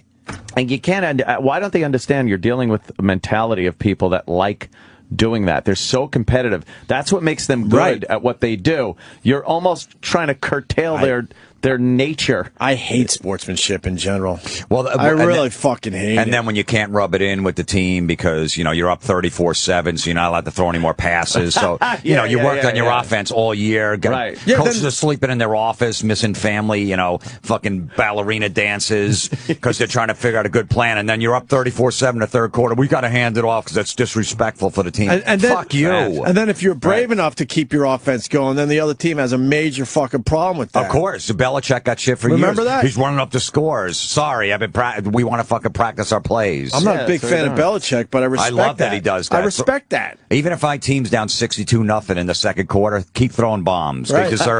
They deserve to lose 90-0. But then the other side gets fucking pissed and they'll start fights and shit. Is part of it that you're worried about the other guys fucking like taking a late hit and fucking breaking the quarterback's shin? Like, is part of it like they're worried that the other stop the game at that point? No, it's just a respect thing. Have a mercy rule then. Just like in baseball, if you're up 7-0, the other team's not allowed to steal second base in the seventh inning because you shouldn't be doing that down 7-0. That's bullshit. Maybe the guy's trying to work on his stealing. Absolutely. For when it does matter down the at the end of the season, whatever. Oh, it drives me insane. Yeah, they need to be humbled. These guys can handle it. The players can handle it, so I don't even know where it comes from. That's what I'm saying. They're professionals. It's not like they're little kids. They can handle it. They don't give a fuck. They're making millions. Right. Because they know they're going to have their shot to rub it right back in their face eventually. And that's what makes it. And then that's even cooler. Eventually it's going to come out where some guy's going to complain after a game that he got bullied on the field. Bullied. By trash talking. Yeah. That his mom's a whore. And she's, and she fucked, me last night and my whole team and stuff like that because, she has 5 different kids from 5 different guys and they know the background. Some guy's going to complain in a press conference and they're eventually going to start cutting down on that. Dave, I read an article that was about, what the fuck was it? High school football. And said that there's all kinds of things in place now for language. You can't, if they catch you saying fag or, making some type of, like I'll kick your ass or just anything derogatory toward the other team, you're out. On the field, yeah. You're out. During a game, yeah. It's crazy. It's so stupid. It is stupid. It really is ridiculous. I don't understand what they think it fixes. I think bullies get more bullyish if they can't fucking throw out some, if they can't throw out some fucking epithets, they go right to punching. You know? Yeah. Like bullies. Well, fuck, if I'm going to get in trouble for calling you a faggot, I might as well punch you in the face. If the bully wants to either call me a faggot or punch me in the face, I'll go with the call me a faggot in the fucking on the playground. You know, and just because I got 3 dicks in my mouth doesn't mean I. Now, faggot doesn't mean homosexual. Remember. Well, back in those days, it. Patrick Harris kind of proved it a little bit last night. He said something was gay. He goes, "That's too gay." Too gay. To Fallon, right? Oh, yeah. Fallon was dancing, and he goes, "Nah, I ain't doing that. That's gay. That's too gay. We're too gay." Everybody laughs. Yeah. And if Ricky Gervais got up and did that at the Golden Globes, that's too headline across the world. Oh, how could he say that? Yeah, but too gay. That's implying that gay. He wasn't isn't saying good. gay as in suck dick. He was saying that's too gay. But he was all right to say it. Everybody he's laughed. gay. All Hollywood laughed. Oh, good one. NPH. They love laughing at some they good, love the gay jokes and whatnot. They love the. So Pacino at the Emmys? Was that Pacino? Yeah, but he didn't win for Phil Spector. I think he should have. Michael Douglas. Yeah, Michael Douglas was amazing. You know what? Michael Douglas was amazing. The Liberace. Bobby Cannavale won for fucking. That was a Boardwalk. huge surprise. I was very happy. I thought he was so good. And Jeff Daniels won for Newsroom. Yeah. Oh man, that was a huge surprise too. Yes, because everybody thought John Bryan Cranston. Oh, he should have. They should have gave it to him. What, they had to be too cool or something and not give it to him. He'll have next year though. What was that speech everyone's talking about? Which one? I don't know. They said it's the greatest acceptance speech ever. Just listen to it. It's the first award given out. I didn't see this. And this is Best Supporting Actress in a Drama. And some chick from Nurse Jackie won. Yeah. And it was a huge surprise to her and I guess everybody. And so this is the greatest acceptance They're speech saying ever? this is the greatest acceptance Yeah, speech because she had ever. no idea that there was a possibility. She didn't have anything written and nothing in her head. She got a 1 in 5 chance of getting it, but she showed up there and wore a nice dress and got her fucking hair done. It's pretty safe to say I'll never win an Oscar, but I already know in my head where I would go with it. Even if you're up against Pacino, De Niro, Johnny Depp, Nicholson, wouldn't you just say, look, there's no way I'm going to win, but... You got an idea what you would say. Right now, you've got an idea of what you'd say if someone handed you a fucking Oscar. And I haven't even been casted for that Oscar movie yet. That's a fucking great point. But these idiots are going, I don't know what happened. I don't know what to say. Wow, I should have written something down. Yeah. Shut up. And the Emmy goes to Merritt Weaver, Nurse Jackie. This is the first Emmy win and second consecutive nomination for Merritt Weaver. She cut her acting teeth at LaGuardia Arts Public High School in New York City.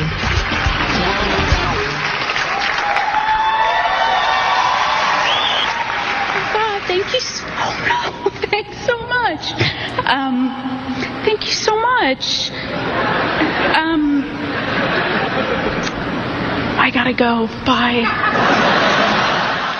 That's it, huh? And she walked off. That was hilarious. Thank you so much. Thank you so much. I gotta go. Bye. But that's good, though. At the moment. Hey, whatever. I didn't mind it. She didn't. That was real. Yeah, I'll accept that. She just fucking had a panic attack. And You see Bob Newhart get a little choked up? Did he? Yeah. Because he fucking won his first Emmy ever, and I don't think he expected it. Like because the guy mentioned. Are you kidding me? Mentioned Newhart. He won his first Emmy, and they fucking an immediate standing ovation. It was That was nice. his first Emmy ever. Newhart never won an Emmy. No.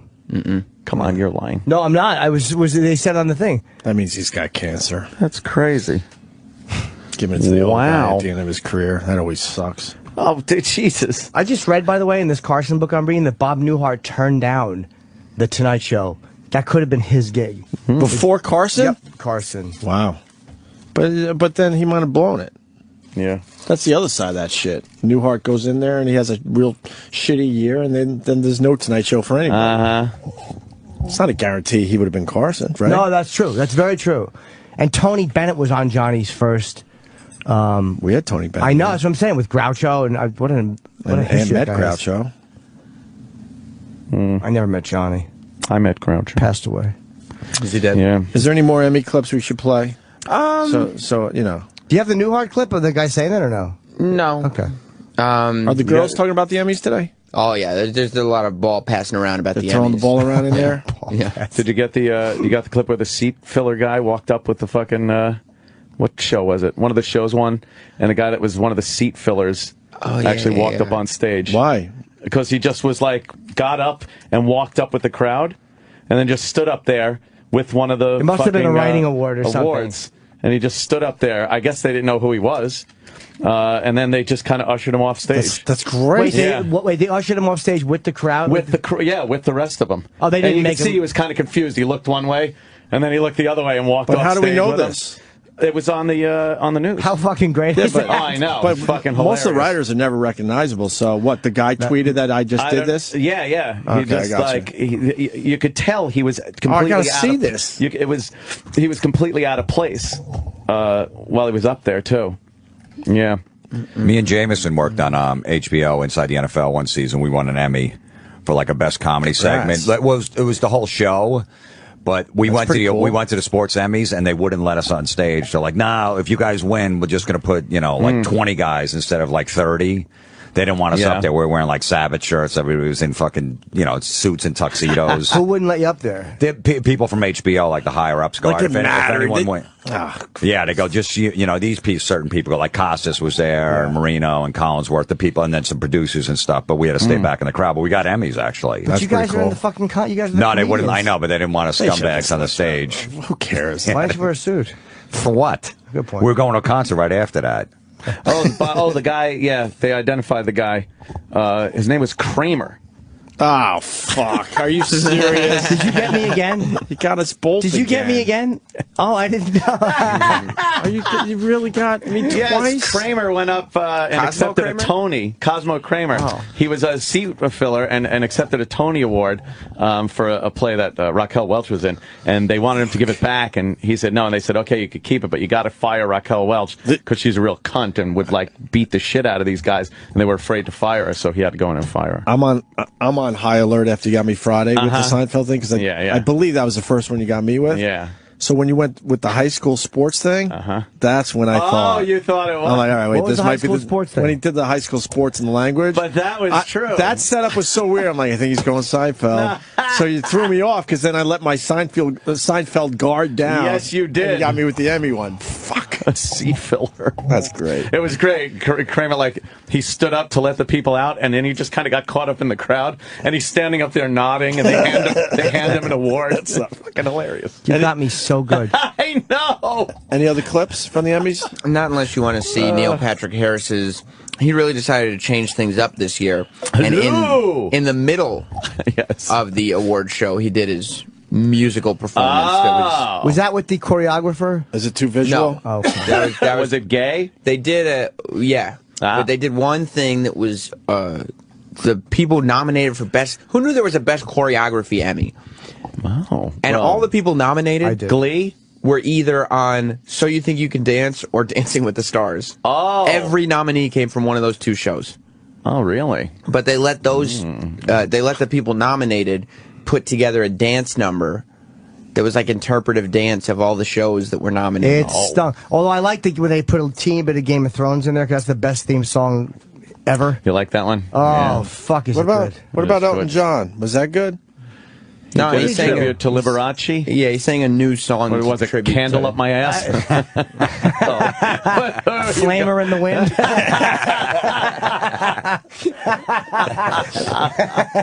He did have one moment where, because he was reading. The HIV is back.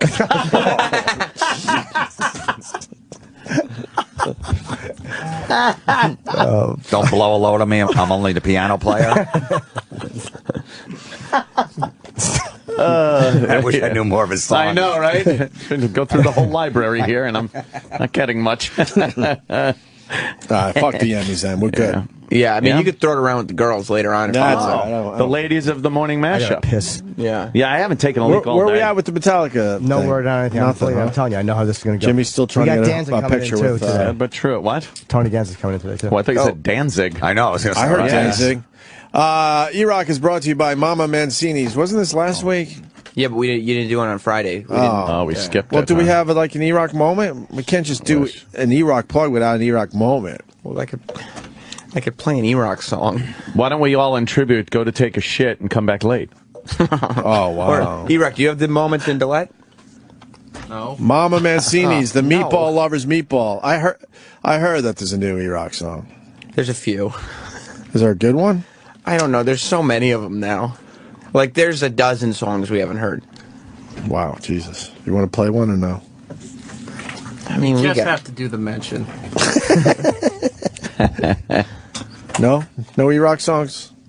No, I mean, if you really want to, we could, but I figure we give E-Rock a break today. You haven't finished the mention yet. Yeah, I did. Okay. I said it all. No, you gotta say it in a row. Nice. I did do it nice. Just like edit the middle part out. It'll sound great for the replay. They know we love them. What else do they want from me? They make meatballs and we love them. Fuck, Mama Mancini's. The Meatball Lovers Meatball. That's good, right? That's great. I gave him my own personal touch. Love it. Just get rid of the fucks. Florentine, what are we promoting? This weekend, Hyenas Comedy Club, Fort Worth, Texas, and then I got a bunch of dates: Montreal, New Hope, Minnesota, Rochester, New York, Cuyahoga Falls, Ohio. JimFlorentine.com. When are you playing Rochester? November 1st and 2nd. You going to be on Weeze's show? I hope so. Well, I'll make it happen. Yeah, I'm getting in town that Thursday night, so I'd love to go in Friday morning. Trust me, you'll have a really good time. I love Wheeze. Yeah, I've done a show a bunch of times. And they got a really good comedy club up there. The guy runs it very well. Yeah. So, all right, cool. Do I do this now or what? Whenever you want. How did you sleep last night? Did you wake up stiff and cranky? If so, maybe you just don't have the right pillow under your head at night giving you the proper support. That's why there is the My Pillow from MyPillow.com. My Pillow is the amazing smart pillow with the 60-night comfort guarantee and a 10-year warranty. It holds your head firmly but softly in place. It hugs you and holds you to sleep each night. You're going to love this pillow. My Pillow, made right here in the U.S. in Minnesota. Never goes flat. It's adjustable and it's perfect. It's a perfect fit from when you lay down at night to when you get up in the morning. You can even wash and dry the My Pillow like you would your favorite pair of jeans. My Pillow is the solution to your sleepless nights. Get one now by calling 1-800-299-6694 or go to mypillow.com. Use the promo code XM4 and save 25%.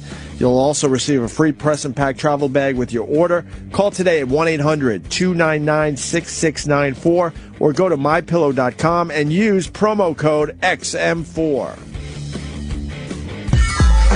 The Opie and Anthony Show on Sirius XM.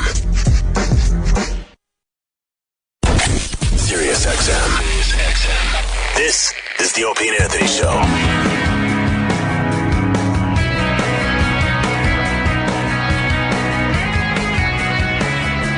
All right. Jimmy still hasn't gotten a picture with Metallica. It's been going on all morning. Oh, poor Sam. Look at him. What happened? He's pointing. He's trying to get this figured out. Oh, E-Rock is brought to you by Mama Mancini's. Mama Mancini's, the Meatball Lovers Meatball. All right. Tony Danza! Tony Danza's outside. Just got to come in here. Your eye just completely turned red. Yeah, I got a problem in my left eye. What's happening, guys? Tony, what's up, Tony? How you doing? Good? I'm great. All right. What's going on with you, Tony? How are you, brother? Terrific. All right. That's Sam, young Sam Roberts. Take a seat, pull up a mic, and looking like $1 million bucks, Tony. Of course. I feel good. Like $1 million fucking bucks. Musical, guys. You look great. You're in a musical. We're on. What are you doing?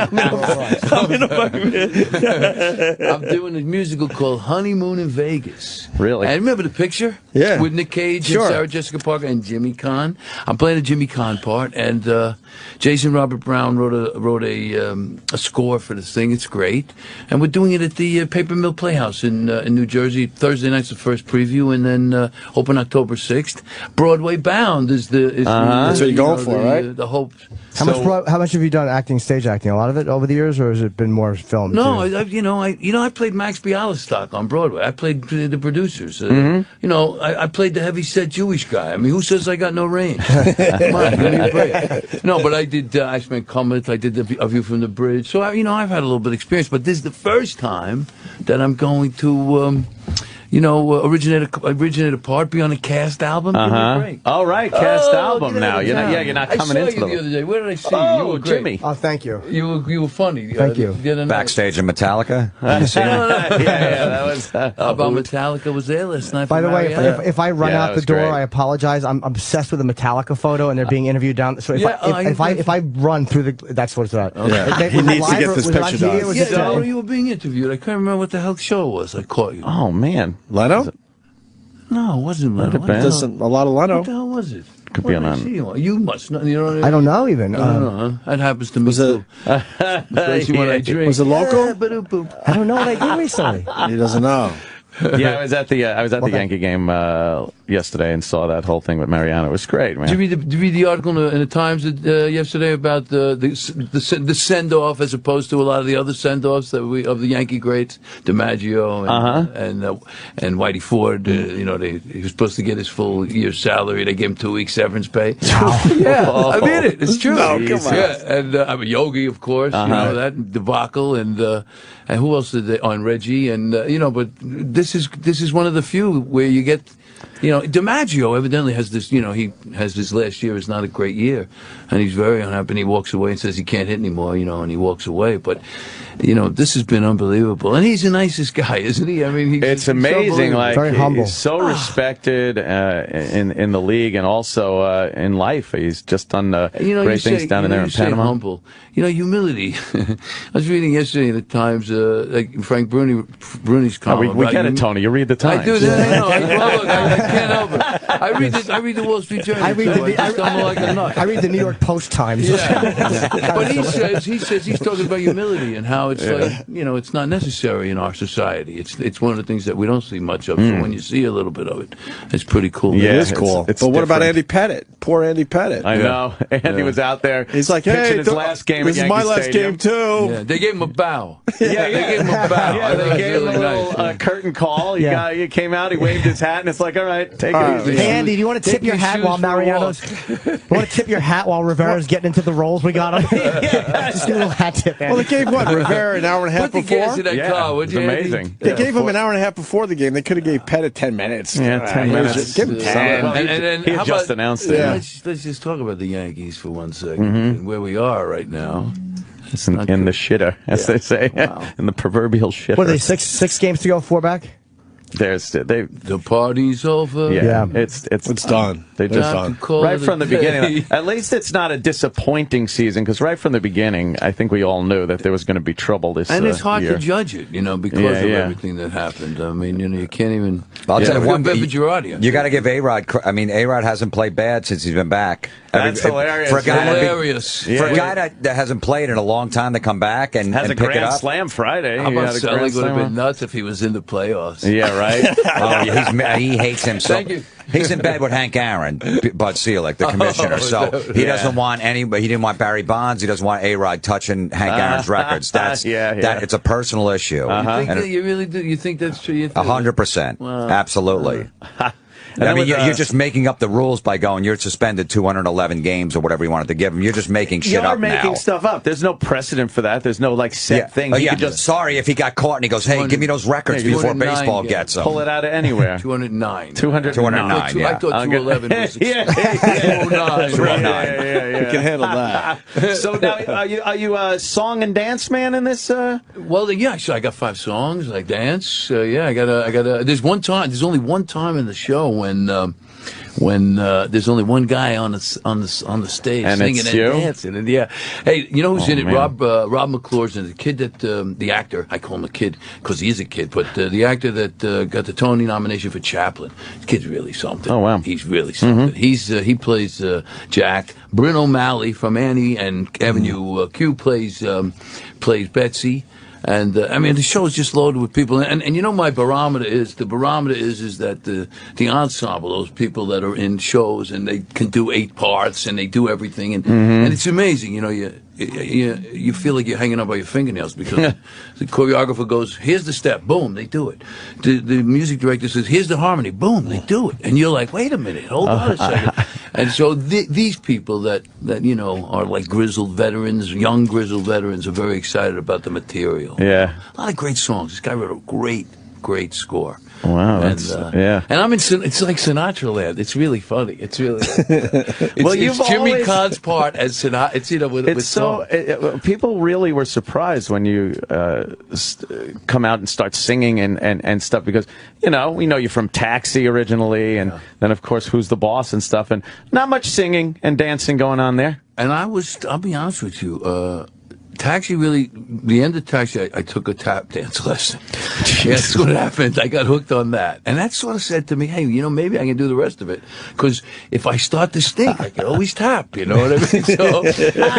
So it sort of gave me a license. And then let me tell you, it wasn't easy. I got to tell you, go out and sing. Go out and put you out and sing. I never Go looked. out, you're not a singer, you don't have a trade. Go try it. See how your heart beats. I never It's looked wild. and thought that like dancing was an easy thing. That's got to be, and especially like you said, the choreographers, they do. I can't remember like two great. things in But a row.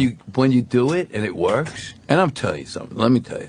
I mean, there's a lot of things that are fun in the world. Go do a musical.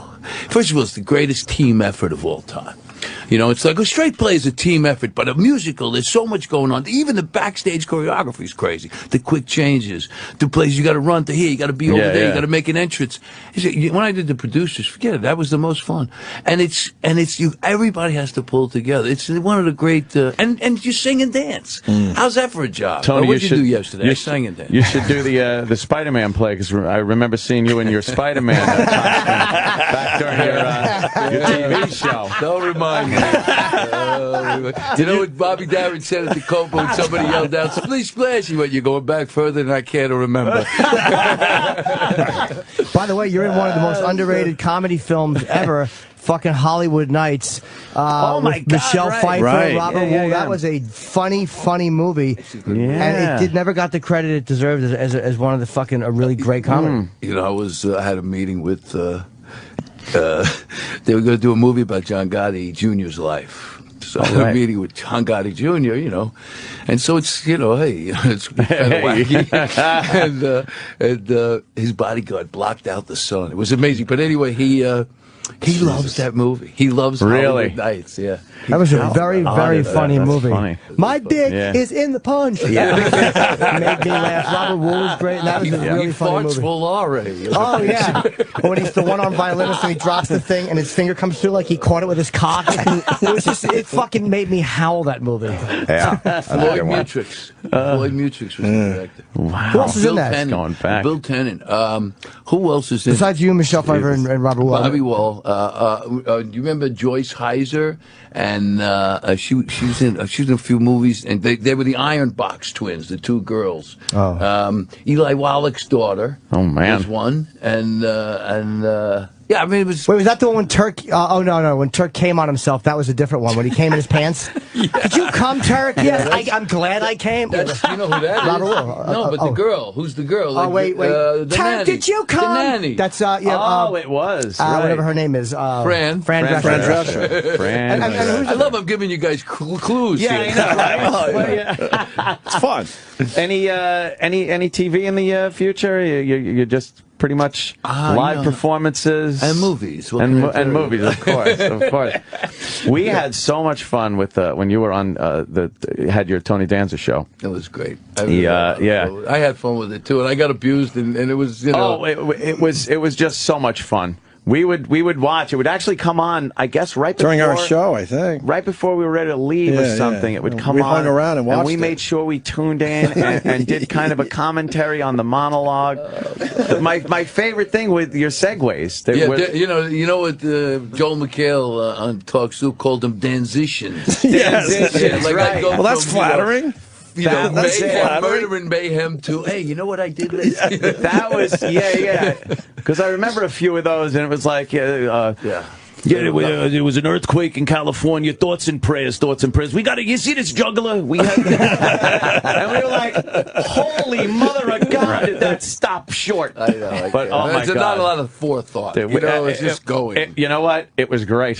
Hey, you were just talking. Entertaining. You weren't trying to be some fake. It was kind of nice to see somebody just talking normally on television. You can't do it though. You can't do it. And I'll be honest with you. There was a time I was really crushed when it was really canceled. Yeah, I really like it. And plus, it's you. Tony Danza's show. Right. It's got your name on it. But How many seasons was that on, Tony? It wasn't Tony? doing 2 years, and 2 it years. wasn't doing bad in the ratings. You know, we were #1 here in New York. Yeah. It was, Yeah. But now, so I'm out doing. When I was out for my book, I was out and I'm going to all these stations, these shows, and it's like, wait a minute, it's so trivia. It's like, okay, this day in history. Okay, this day in history. What is it? In 2002, Mariah Carey had a hit with, and I'm like, what are you kidding me? What happened to the Hindenburg? You know, it's so I would be out of my mind. There's a million of them too. Everyone's doing a talk show now. And you have to just do these people, right? Yeah. And make it important. Right. Make it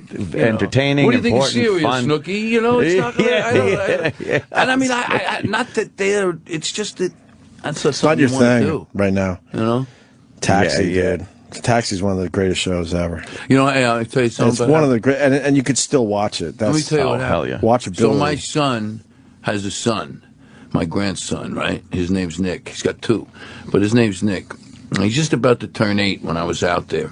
And when Mark was just about to turn 8, my son, he did 2 episodes of Taxi. He's got big shows. He plays a kid in a wheelchair, and he plays another time plays this kid that I adopt. Oh, and then he chooses to go with the other guy. Right. Yes. But the one in the wheelchair, he writes a letter. He's a crippled kid in a hospital. He's having operations. He writes to a fighter. Ando Muniz played the great fighter, and he comes out of retirement. This guy comes out of retirement to fight for this kid. And who does he choose to fight? Tony Panther. And the only time Tony Panther wins a fight is when he beats this kid. Beats the guy that was. And Louis says, breaking the heart of ruining the comeback chances of America's greatest champion and breaking the heart of a little crippled kid all in one day. I bet you're excited. So the kid, one of my favorite lines with my son, he was so great. I'm not kidding. He never acted. He just did it. And he's 7. You know, he's like, it's unbelievable. Yeah. And they were like, Taxi was tough. You miss a joke. You got to get it. You know, there's no fooling around. He had a great line. He said, you beat my fighter.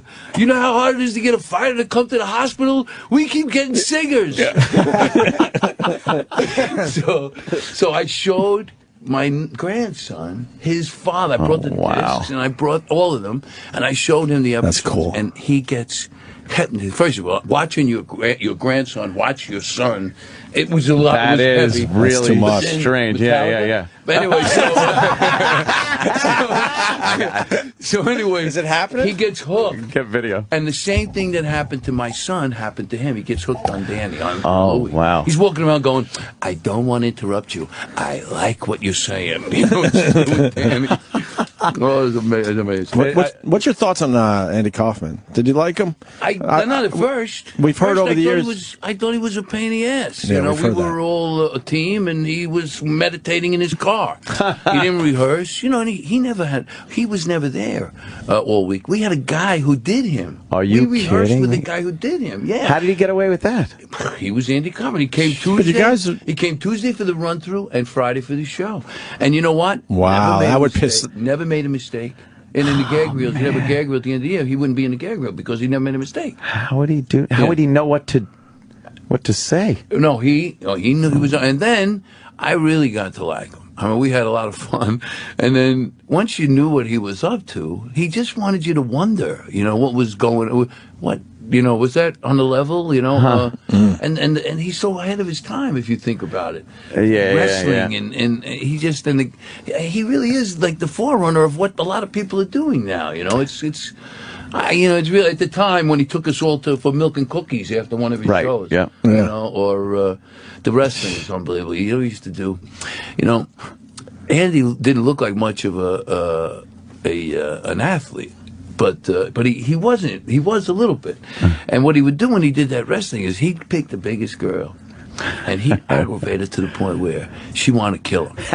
And then he would, in the thing, make her think she could physically. And then when she really tried, because she thought she could get him, he'd get her. And he'd crush her. They'd crush her. Then he'd get up and like stomp on her, fake stomp on her, and say, "Get back in and kiss her and take your shoes off." You know. But it's brilliant because if you think about it, he makes it look like she's kicking his ass.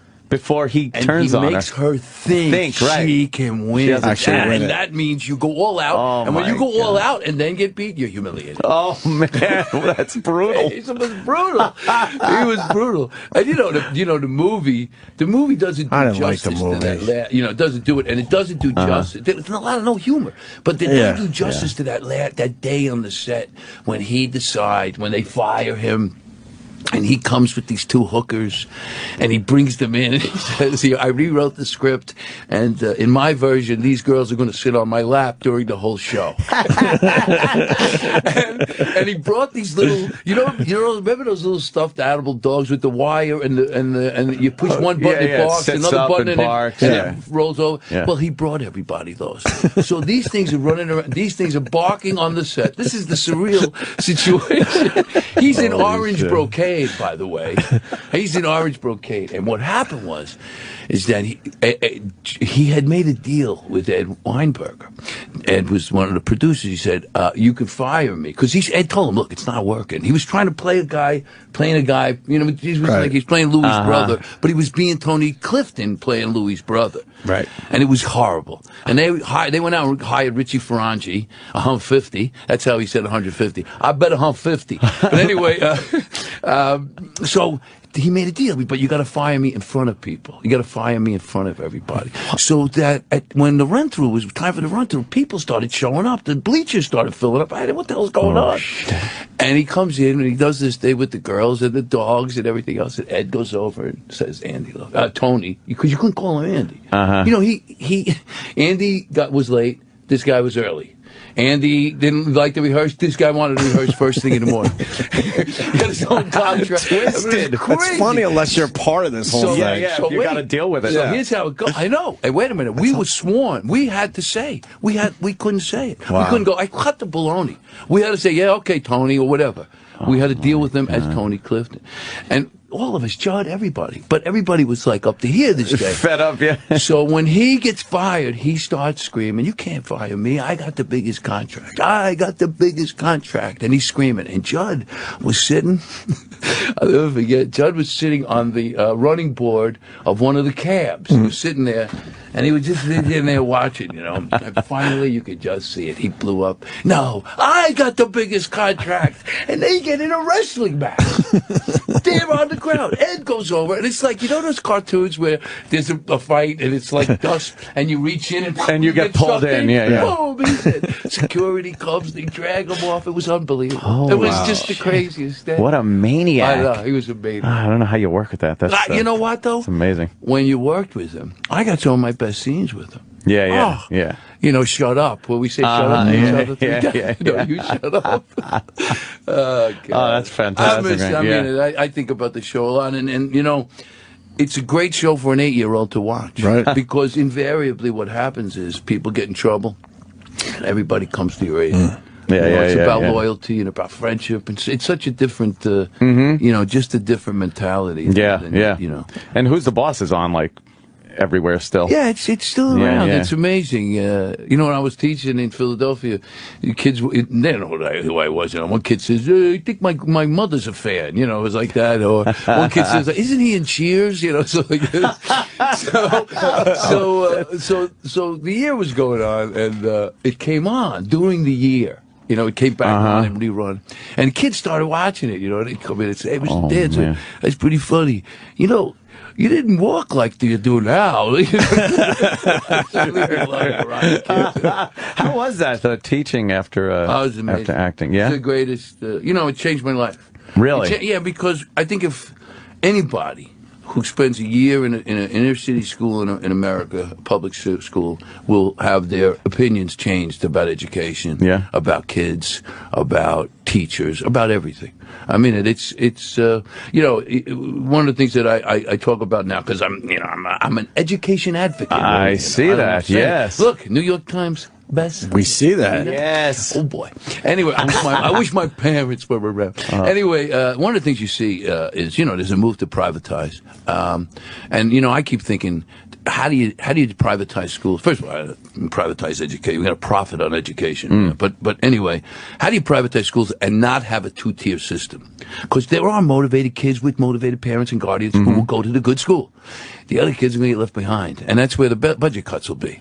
So and we've tried two-tier; it doesn't work. So I think the one thing that's missing is this commitment to educate all our kids, like there was when we were kids. You know, there was no talk of it. There was no question. Right. You know, I mean, and nobody had to pay $40,000 a year to go to a private school. I mean, we have to really we have to come to grips with these. You know, it's like I don't want to pay for the deadbeats either. Believe me.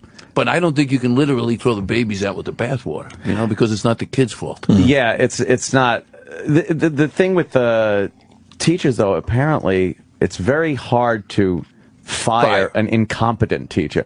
Now, not somebody that's doing a good job and, you know, you're trying to clean house or cut budgets the obvious or whatnot. ones. I agree with the obvious ones. I agree. Right, yeah, I agree with you. But you know what I saw, and this is where you get a different vision. Are there bad teachers? You bet your life there's bad teachers. There's bad everything. Just like there's bad actors. But what I saw is mostly discouraged teachers. Wow. Discouraged. You know, let me tell you what the statistics are. 30% quit after 3 years. And 50% after 5 years. They throw in the towel. And let me tell you, I went to orientation. I had to go to orientation, do all this stuff in Philadelphia. It's called New Beginnings, Strong Beginnings.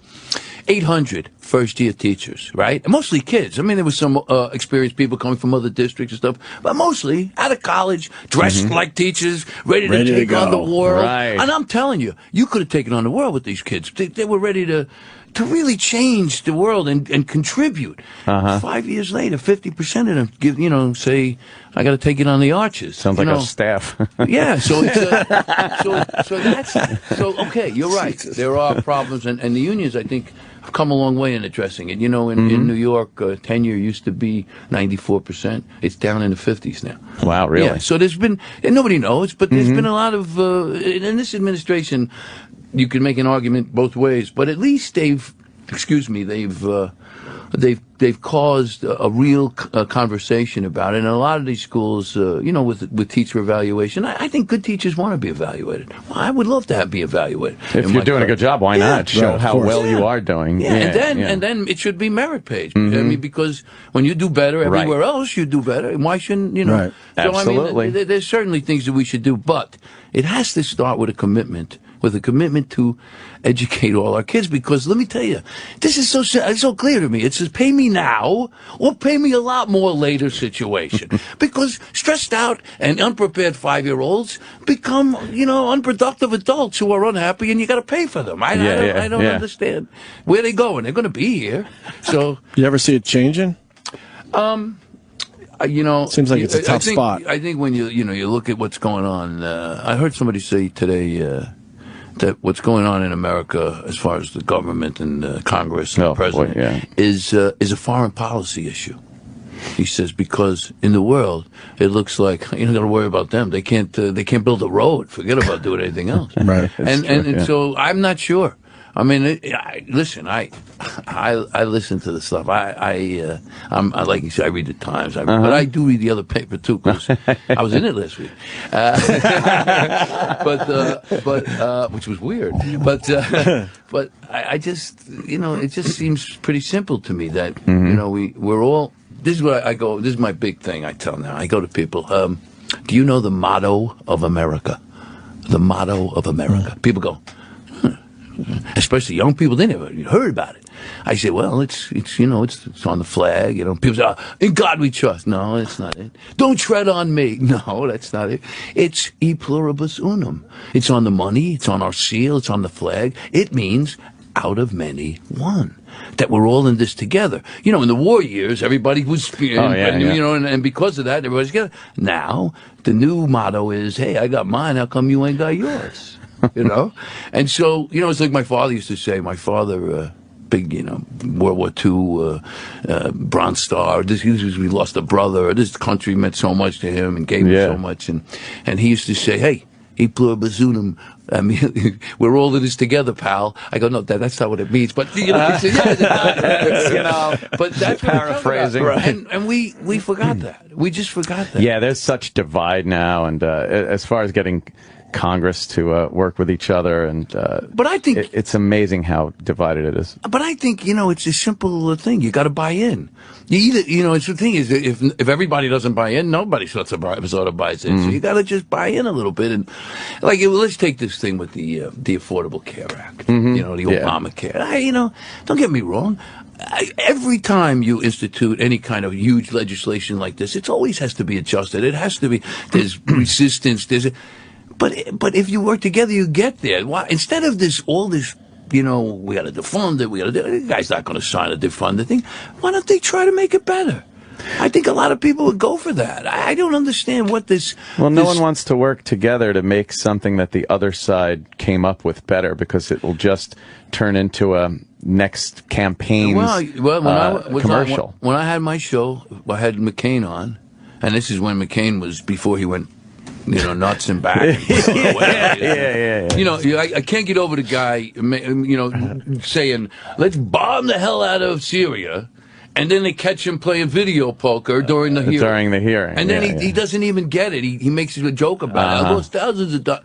But when he was on my show, and this is, like I said, back when I really was fond of him, I said, and he was there to promote his book, and I started sneaking a question. So I said, Senator Kane, before we start on the book, just with all due respect, does party trump country? And he looked at me like, hey, man, I'm here for your book. My book. But he would, Great question, by the way. But he wouldn't answer. Of course not. But that's what you're saying. You're saying, somebody's going to use it in a campaign ad. Exactly. They absolutely will. And that's the problem. Well, noblesse oblige. Remember noblesse oblige? Years ago, it seemed like more politicians were more apt to do what was best for the country, as opposed to coming up with the next campaign ad for what they're doing or not doing. It's just, You think it has a lot to do with the money? The money in the system, because you can just. Did you see? Did you see that Obamacare ad? I mean, the anti-Obamacare ad with the girl on the table? No, I haven't seen it. I don't believe you two guys haven't seen it. We haven't seen this one yet. There's two of them. So there's an $800,000 buy to discourage young people, millennials, from signing up. This girl goes to the gynecologist, and she's talking to the gynecologist, and the gynecologist walks in. She gets in the stirrup. She's on the table. Jesus. And all of a sudden, a giant monster, Uncle Sam, comes up between her legs. He's like lurking, looking around, and then when he goes away, he's got the force, he's got the spreader. This is the craziest thing. Shit. And you know what? Effective. I would assume. Yeah. I guess that's not being played on. They're saying Tony's got to go. You're a busy man. We could talk to you all day. My movie. Yes. I mean, before we go, the movie's Friday night. Yep. It's terrific. Joe did an unbelievable job. It has something to say, and it makes you laugh. Don John. And it's so brave. What do you see what this kid did? It's wild. Yeah, I saw. He was like, he wrote it and directed. He wrote it, and let me tell you, he wrote a great script because it has something to say. It's funny. It captures a moment of the culture. I was thinking it's up against Rush, and everybody. I think about being a race car driver, but I never did it. A lot of guys have driven their computers. All right, hey, let's see you later. Tony, thanks so much. Tony Danza, everyone. Absolutely. Thanks, Tony. Really so much. Pleasure. Come back and see us. Really. Absolutely. Come back and see us, will you? Really all right. great. Thanks, Tony. And the families are okay. We're all good, brother. Yeah. Everyone's good. All right. All right. All right. Bye. Take it easy, man. My coffee. Oh, don't forget your coffee. And my book. Yes. We'll plug And the hell show, out of the it. musical. And My the God. musical. Tony's busy. Tony Mooney's Tony Danza's busy. Look, who's there? Frankie. Hey! Frank Sinatra. Huh? Good luck. All right. Tony. He's full of energy. I got to say that. We see him at the gym. Do you? Oh my God. He just I don't know. Yeah. Does he? Is he like? People can't get reps in. He works the entire room. Oh, really? I wanted to ask him. He went to. I wanted to ask him if it was a goof. He was trying to be the mayor. You're right. Oh, that's right. Yeah. Open that door. Yeah. Oh, shit. Hold on. Let me see that. Tony. Yeah. Weren't you running for mayor? I was just telling Anthony. I'm on the air. I opened my mouth on a red carpet. You're on the air still, by the way. Yeah, I know. Okay. I opened We're my not trying to catch mouth you. like it means anything. You kid, it doesn't matter. Right. I opened my mouth on a red carpet that I would that I think I could be a force for a good thing for the city. And I'm in that stage in my life where I'd like to give it a shot. But Sure. in the end, I thought about it. I don't think I could stand the scrutiny. It's just being crucified. All right. All right, Tony. Thanks, man. Oh, see, he's downplaying it. In the gym, he was all about it. Was he selling it? Oh, boy, was Yeah. he selling. I would do this and this and this. Listen, my fellow New Yorkers. And there's guys that just want to get a couple reps in, but they feel like they can't do reps while he's talking about being mayor. Let me fucking do it. I would love to know what's happening down that fucking hallway. Jimmy? E-Rock, you know? No, I don't. I've been Go working here. Go run, because we gotta leave. There's all right, hang on. I don't care. We can handle this. Just run real fast and give us a really quick update. Jesus. Because the people want to know. Or you're giving him an impossible task. Run real fast. He just flipped the bird to me. I thought he was out of that studio. If he goes already. fast, he'll be back by 10:30. I know. Yeah, Florentine, Jim Norton got up, then Florentine got up, and then Sam took off, I guess, to record the tragedy. Right. I hope he gets it, but there's part of me that hopes he didn't get it. We all are hoping he didn't get it. Yeah, okay, I'll be honest. That's We're a solid all hour of hoping radio tomorrow. He didn't get it, and I'm hoping it's for a reason. Yeah. That. Uh-oh. Oh, Sam, what? Sam walked in wincing. Nothing's happened yet. They're still in there. Right. It's looking not 100% right now. Why? What happened? Why? Tell us what's going on. Various people. You guys all blew off Tony Danza. I think Poor he's Tony insulted. Danza. We were talking about Half that the in the room hall. left. Oh, my God. What happened? He's talking to various people in management. Right. But a lot of people have come up to him and saying, "We're going to try. I just don't want to be the bad guy if..." And we got a lot of people coming out all at once. I don't know if they're going to be together. And when are they coming out? Any minute? I don't know. Yeah, I'm going to go Do you check. understand how impossible Is Jimmy, it's going to be? hold on, before Sam runs away. Is Jimmy really pissed? Yeah, he's really tense. We're a little bit spaced away from him because I'm trying to get an angle in case there's anything to preserve. No, it's because you don't want to be around the energy that's happening right now. Yeah. Yeah, there's Oh, my God. Is he spiraling out of control? I'm going to go find out. Is it a spiral? Oh, yeah. It's a spiral. It's just getting worse and worse. It's and ramping feeding up, itself. spiraling down. Yeah. I will assume that... well, all right. Sam will have an update on the after show. I think this is going to be a good after show. Was that Eric Bana that was here? I don't think so. It looked like him. E-Rock? I could have sworn I saw him. We did the meatball thing already. Yeah. Bruce Banner. Did you get an update? Banner, No, whatever his name there's is. a whole, like Sam was saying, he was running back. There's a whole crowd waiting around Howard's door there because they got all their equipment and everything. Ain't gonna happen. Dude, do you know what it would be like to get those Oh, four my guys? God. They don't travel around in a gaggle, the whole band together, unless they're doing something. So one will leave, one will go to the bathroom. Do you think they're going to be able to get all four of them together Jimmy in front will. of that thing? Jimmy will start to take working a picture it. with Jimmy? It ain't going to happen. All right, Lars, you stay here. We'll wait for James. Do you think they'll wait? I've seen him try to do it. No. Try to line This- up like a class trip. Yes. Yeah, this ain't going to happen. Oh, my God. Poor Jimmy. Yeah, there's It's too going to many be great people for either down the there. after show or our show tomorrow or both. Oh, poor He will Jimmy. lose his mind.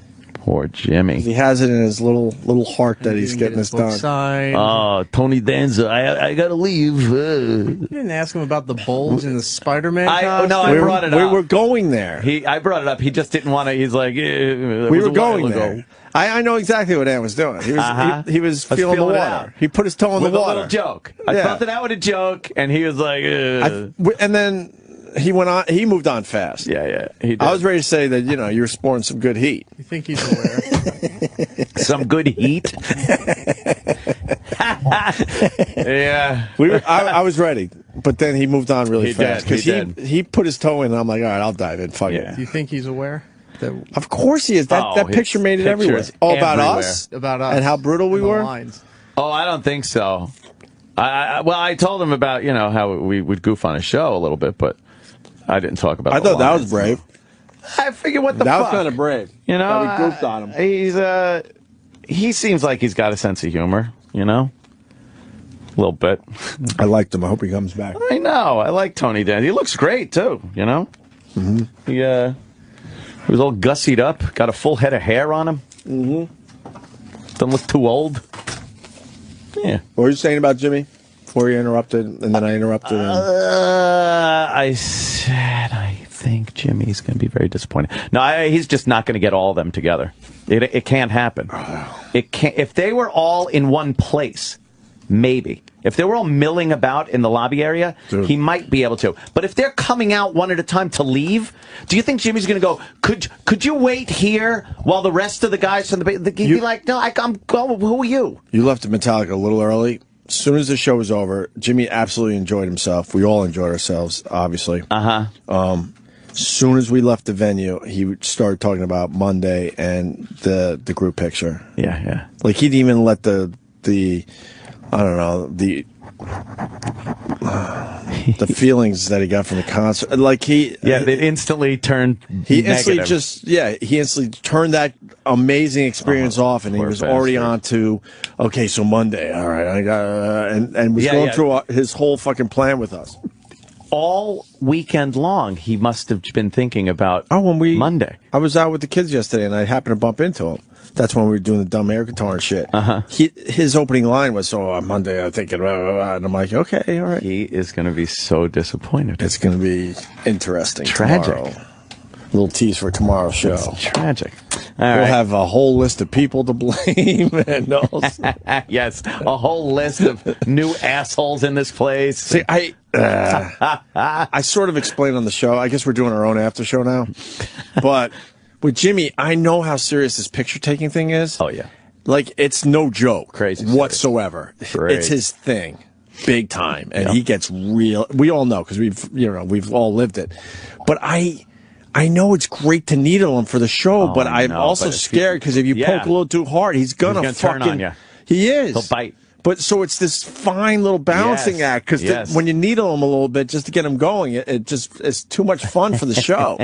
But on a personal level, because we're friends off the air, it's fucking brutal because he takes it so serious. E-Rock, you guys brought up earlier how Jim can't just be happy getting what he wants because then he thinks of the next thing and then gets all upset again. Exactly. So if he does get this photo, he'll be happy for a moment and then he'll be upset that they weren't on the show.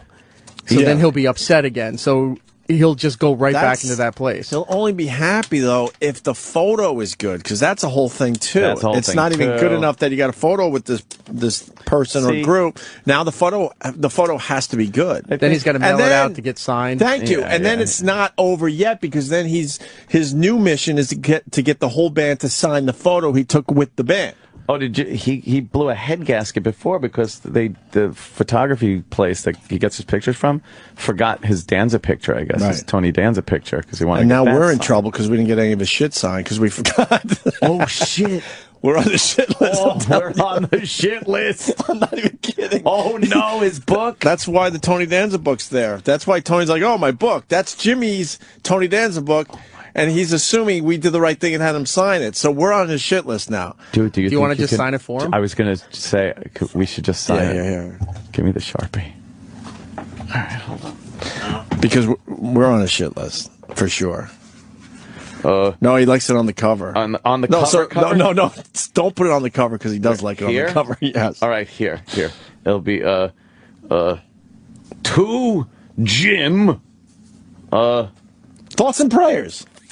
Yes. And we'll even say we got him to write thoughts and prayers. Thoughts and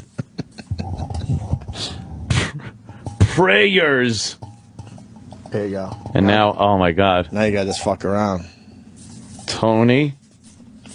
Yeah, fuck up the. Don't write out. Yeah, there you go. Perfect. You never write out the whole last name. No. Ever. He'll open that, he'll smell it, then he'll read it. But now he's going to be pissed that it wasn't on the front page. Oh, God. Oh, whew. Well, we couldn't put it on the...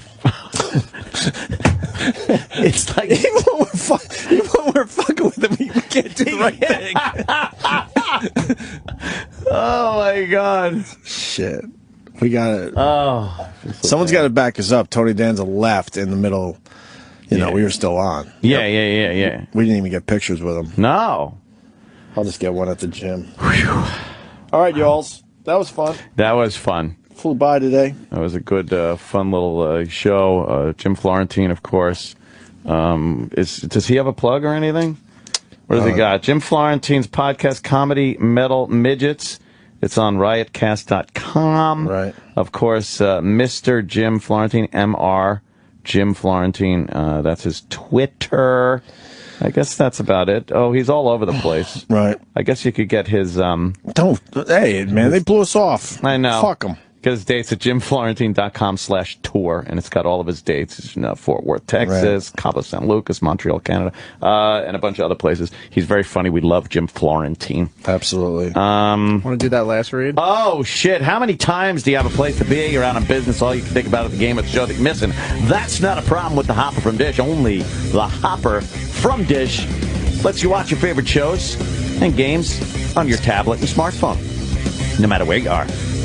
Live sports and shows that are meant to be watched live. You should be able to watch the big game of that season finale no matter where you are. Thanks to the Hopper from Dish, you can do just that, because only the Hopper lets you watch your recorded or live TV anywhere. The other guys can't do that. If you're stuck at home for whatever reason, well, you could turn any room into a TV room with a Hopper and a tablet, laptop, or smartphone. The other guys can't do this. Only the Hopper lets you watch all that live and recorded TV anywhere. Just call them 1-800-WATCH-TV. Do it today. Get yourself the Hopper from Dish. 1-800-WATCH-TV. There you go. All right, see you tomorrow. All right. Watch out now. The Opie and Anthony Show continues. Sort of. After O&A Live with Sam Roberts is next.